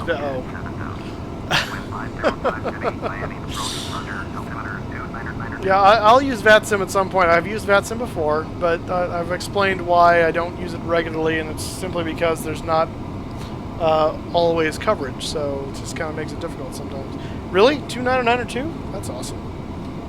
The odds of that. Let's see. We fly CFG 700 ORD to Atlanta. Nice. All right. The issue of being a heavy is your weight. I mean, that sounds kind of on the nose and obvious, but there's certain categories of aircraft that are classified as heavy aircraft. The A380 is much heavier, and so it's classified as a super. And I'm not Canadian, by the way, so I'm in Fresno, California. I grew up in America. Anyway, so 757s, 767s, 747s, 777s, A340s, those are all heavy aircraft. And so it just denotes there's certain restrictions for smaller aircraft landing behind them as far as how soon after because of wake turbulence and things like that. And then also just knowing that the aircraft is heavier, it's gonna be slower, it's gonna be react slower. It's going to descend possibly slower or whatever. So yeah. All right, Sethos, it was good having you here. I know it's super late for you, so thanks for joining us while you could. We'll see you some other time, hopefully. Bruce, thank you for joining us. Welcome back. Our light, yes, exactly. Yeah, Dash 737. Everything else, the stuff that's kind of in between, like 737s and 27s and things like that, they're not referred to as anything because they're just kind of the run-of-the-mill. But yeah, you get light aircraft that are like gliders and stuff like that.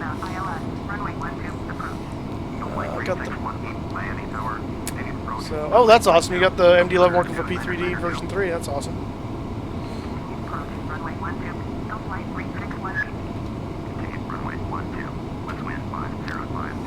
We're coming around to line up on the runway here. We're continuing our descent down to 2,000. And we're going to go ahead and extend our slats out as we pile through the clouds here on this sunsetty day. And PMDG works in Steam, yes. Yeah, all the PMDG stuff works in Steam for the most part. I don't think you can buy it on Steam. I think you have to buy PMDG from PMDG's website, which is Precision... Yeah, because I can't talk. PrecisionManuals.com. Or just search PMDG in Google and you'll find the website. But yeah.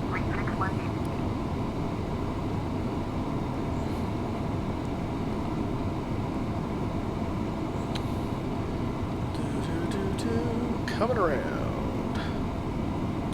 Alright, we'll go flaps 15. We're both 10,000 now. I need to turn the landing lights on. Should probably do that. And we should probably look at our checklist. That would probably be a good idea too. Let's see here what we got. Checklist, approach. Windshield ice we don't need. It's too hot. Decision height, MDA is fine where it is. Actually, I'm just going to do that. Altimeters are set, cross-check, hydraulic panel is checked, and exterior lights are now on. So we're good for that, and then we're just configure down before landing. It wants to retract the speed brake, so we'll do that. We'll go ahead and arm the speed brake, and we're actually going to go over here and set our auto brakes to medium. No, I'm in autopilots right now. We will take it off autopilot for the landing. I have the TFDI. That's the name. I was trying to remember that earlier. Boeing 717. In fact, I saw they did some more updates when I was at Flight SimCon, and so I need to dust that thing off again and get back into it. So we'll do some videos with that. But I do have the 717. It's a cool aircraft. It was kind of buggy when they first released, and that was kind of depressing. All right. Let's see, how far out are we? We're coming up on 10 miles. So let's go ahead and go. Let's go gear down. And we'll go flaps 28. Alright, gears down, 3 green. Because I haven't bought P3D. I just had FSX forever. I actually am looking at getting that now that they've gone 64-bit. So, so yeah. Awesome, Obey. You're about to take off. Have a safe flight. Get through this soup. Can't see. Yeah, the moment of truth. Exactly. Landing the big guy.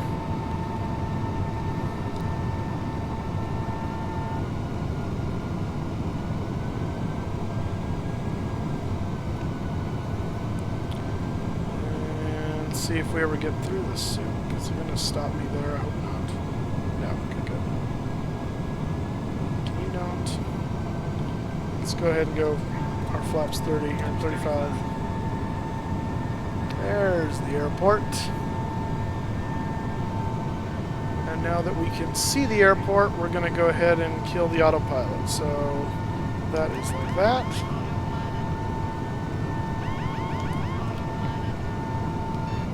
Alright, so the autopilot's disconnected. The auto throttle is still in control. And we'll disconnect that in a little bit.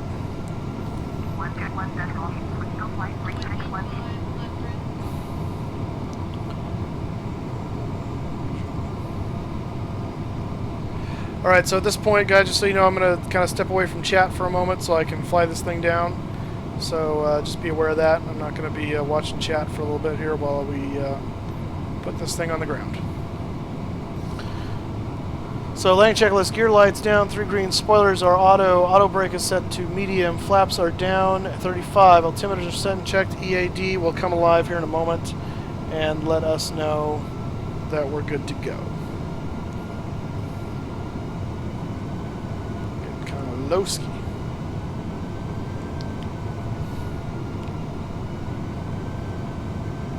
Alright, you know what? I'm taking over the throttles. West wind 505 heavy, cleared to land, runway 12. Cleared to land, runway 12. West wind 505 heavy. There we go. I want to be able to see the runway. Thank you very much.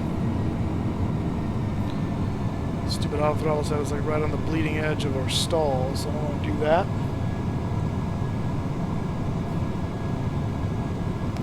I don't plan on eating poo, so I'll try not to make that happen. Of course, now I'm way above the glide path.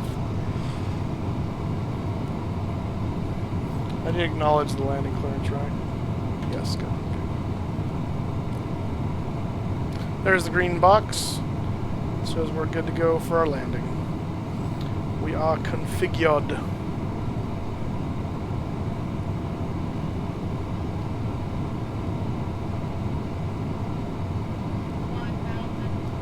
Drifting off to the side here. Think rate. Shush. Think rate. Shush, shush, shush, shush. Think rate.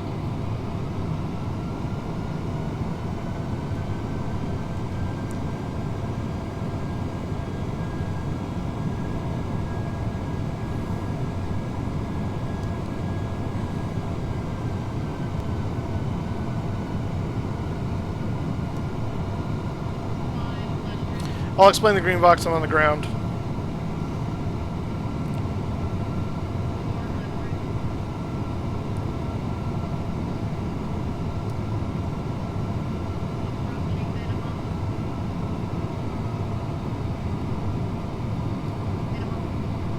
Landing.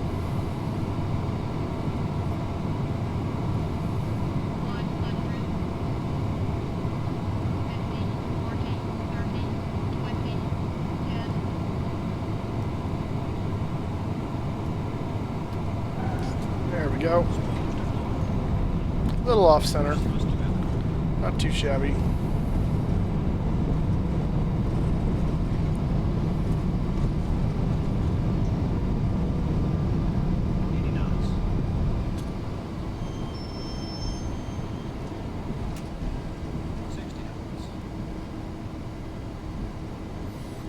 Alright, we are on the ground in Miami.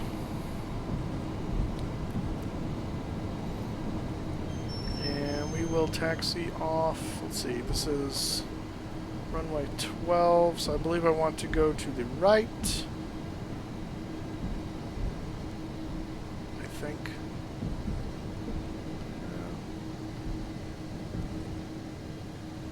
This is not really procedure, but let's go this way.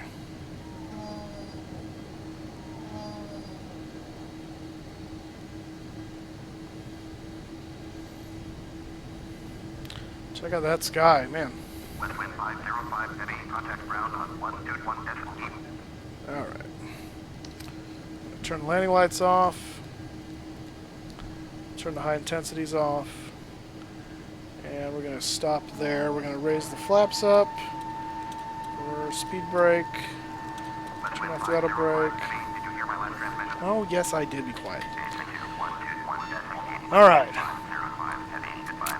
Okay, so let me get into chat here for just a second. I'm just checking here. Thank you for the props, guys.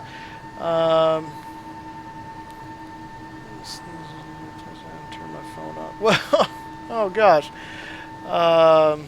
No, well, maybe he's referring to you. I don't know.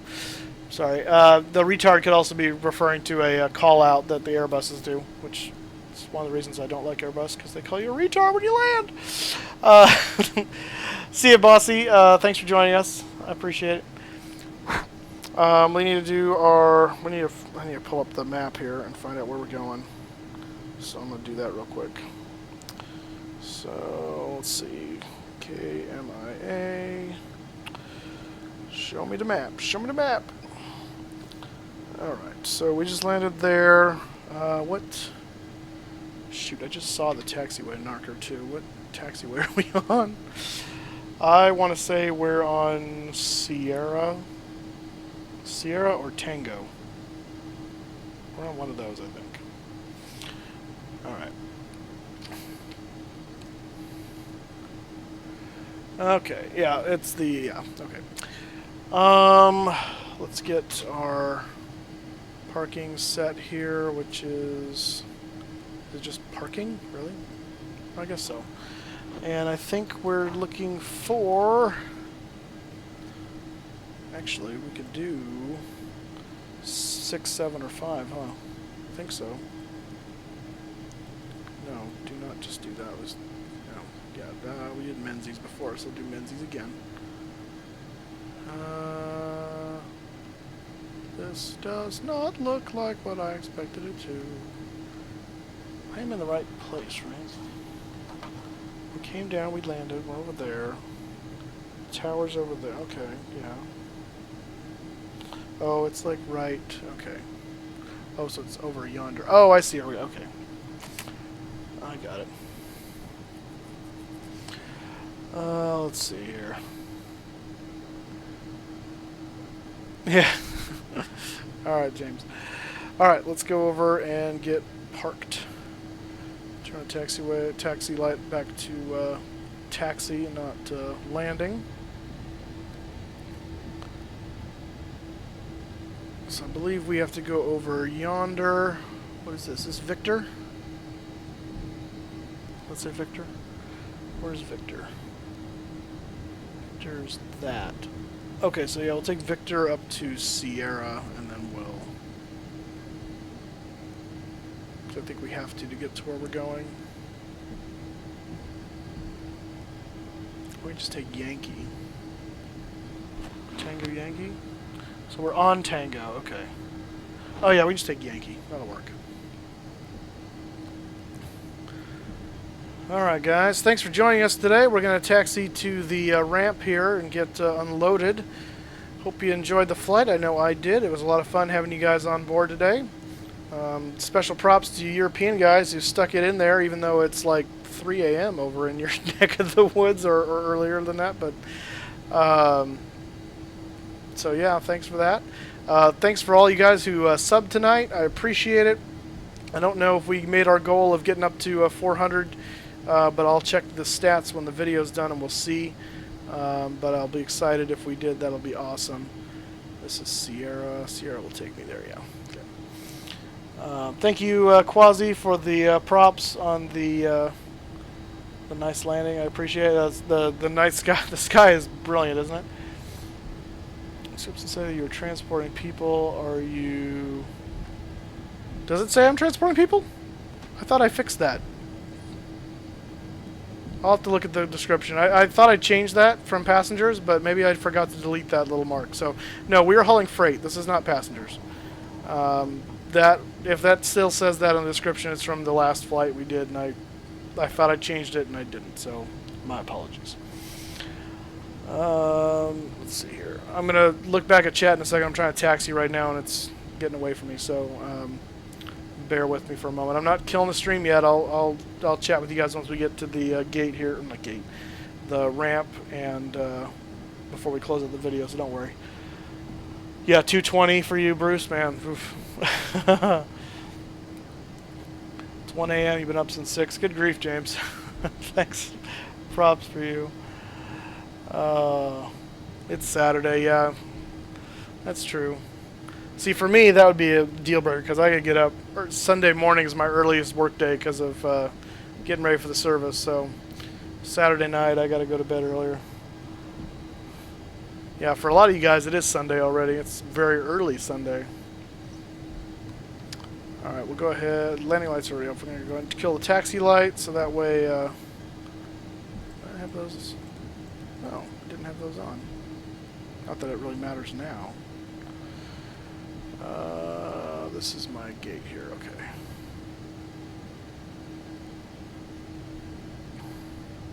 My marshaller must be inside. Because I do not see him. I have to do this blind.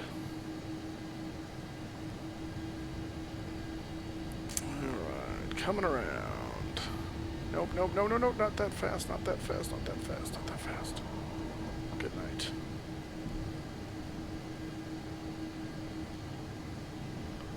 Have to go out and see where I am. Oh, okay. Well, actually, it usually has me park a little in front of that, so that might be okay.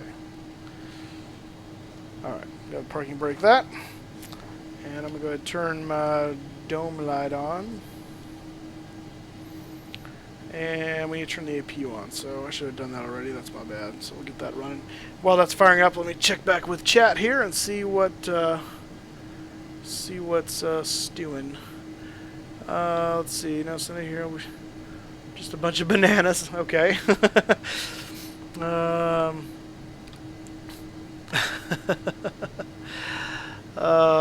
think we're allowed seats. That's funny.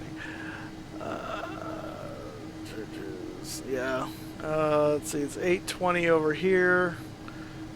Okay, so you're on the East Coast, I take it. Just one more flight, maybe. Yeah, I'm sorry, I can't. I've got other stuff I got to do now, so to get ready for tomorrow. So, thank you. She is a beauty. You may say one last thing, Cog. I'm not going anywhere yet. 402 subs, awesome, Quasi. Thank you for the update. That's fantastic. We broke our 400. So, thanks, guys, so much. I appreciate it. You guys are the best. We will continue slugging away toward that magic number of 500. We will get there eventually, I'm sure. This was a fun flight. It's a beautiful sky. My goodness. That is gorgeous. Just waiting for the APU to come online. Oh, there it is. Alright, so we got APU. So now we can shut down our engines. There we go. And we'll get the APU bleed air on as well. Let me get these guys coming up here. Request deboarding. And we'll need to open up our doors, so let's do that. That's menu. Cabin doors. We'll open up the... Oops. Look what I did. See, in real life, that would have deployed the slide just now, so that's because I disarmed it after I opened it. And then we'll open up our cargo doors for the cargo unloaders. Let's get those going.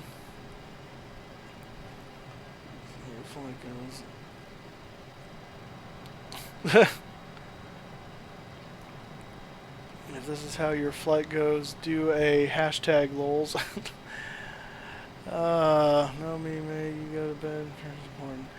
Yeah, nope. Yeah, it is. It was especially important because it's my job. Yeah.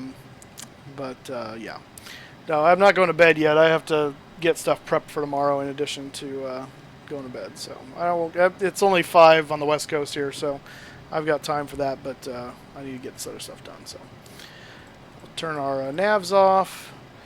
We'll get our cargo. I thought I could double click that. I guess not. Some of these you can double click and it'll go to its off position. Turn those off. They don't need to be on anymore. We'll go back to manual on the cabin pressure. We'll turn these lights off. We'll turn the beacon off. Logo and nav can stay on. Seatbelt sign can come off because we are firmly on the ground. We'll turn our cabin lights on, or the panel lights off there. And that off. Those are all up and off and done. And, oh, last thing, turn the transponder off. And that's it, guys. We have... I live in California, actually, James. I live in Fresno, California, right in the Central Valley, where it has been really stinking hot today. It was like 102. So, yeah, no funsies. So, yeah. James, what are you retracting all your messages for? What the heck? I was, like, just starting to read them. Oh, it's okay. It's all good. So anyway, guys, hey, thanks so much for joining us. It was a lot of fun. Again, I appreciate you guys coming along for the ride. I appreciate you guys hanging in there with me. Appreciate you subbing and liking the video. Thank you so much. Well, yeah, because it's probably so humid in the UK. At least it's a dry heat here. Um, Cog, are you trying to fill in for my GPWS? You think you can do a better job? Is that what's happening? Anyway, thank you so much for your time. We're signing off tonight. I believe we'll be doing another stream tomorrow. I think the plan will be to go down to Princess Juliana, the Maho Beach, the famous plane spotting beach there, from here in the 7-2. That's kind of what I'm thinking. That might change my mind by the time we get tomorrow, but we'll see. But we're down here already. We might as well kind of do something like that. I think that'd be fun. And do that landing. So, and 727 is a fun plane to fly around in. So, anyway, thanks so much, guys, and we'll see you next time. Again, follow us on Facebook and Twitter, Flying Moose 83, to find out when we're streaming. We'll give you updates on when we're getting ready to stream, so you can join us. And don't forget, if you haven't subscribed already, to hit that subscribe button, hit that like button. That helps me out. We got over 400 today, it looks like, which is awesome. We're still striving toward that goal of 500 and beyond. So thank you so much, and I will see you. Anyone there been there in real? Oh yeah, no, I've never been there in real life. I'm jealous of people who have. But, anyway, we'll see you tomorrow, guys. We'll go we'll hit Istanbul at some point, I'm sure. We'll be over in Europe. We'll be doing some stuff here in the near future. We want to do a transatlantic flight. Once we do that, we'll hop around Europe a bit. So, yeah. Anyway, thanks guys so much. We'll see you next time. Thanks so much for joining me.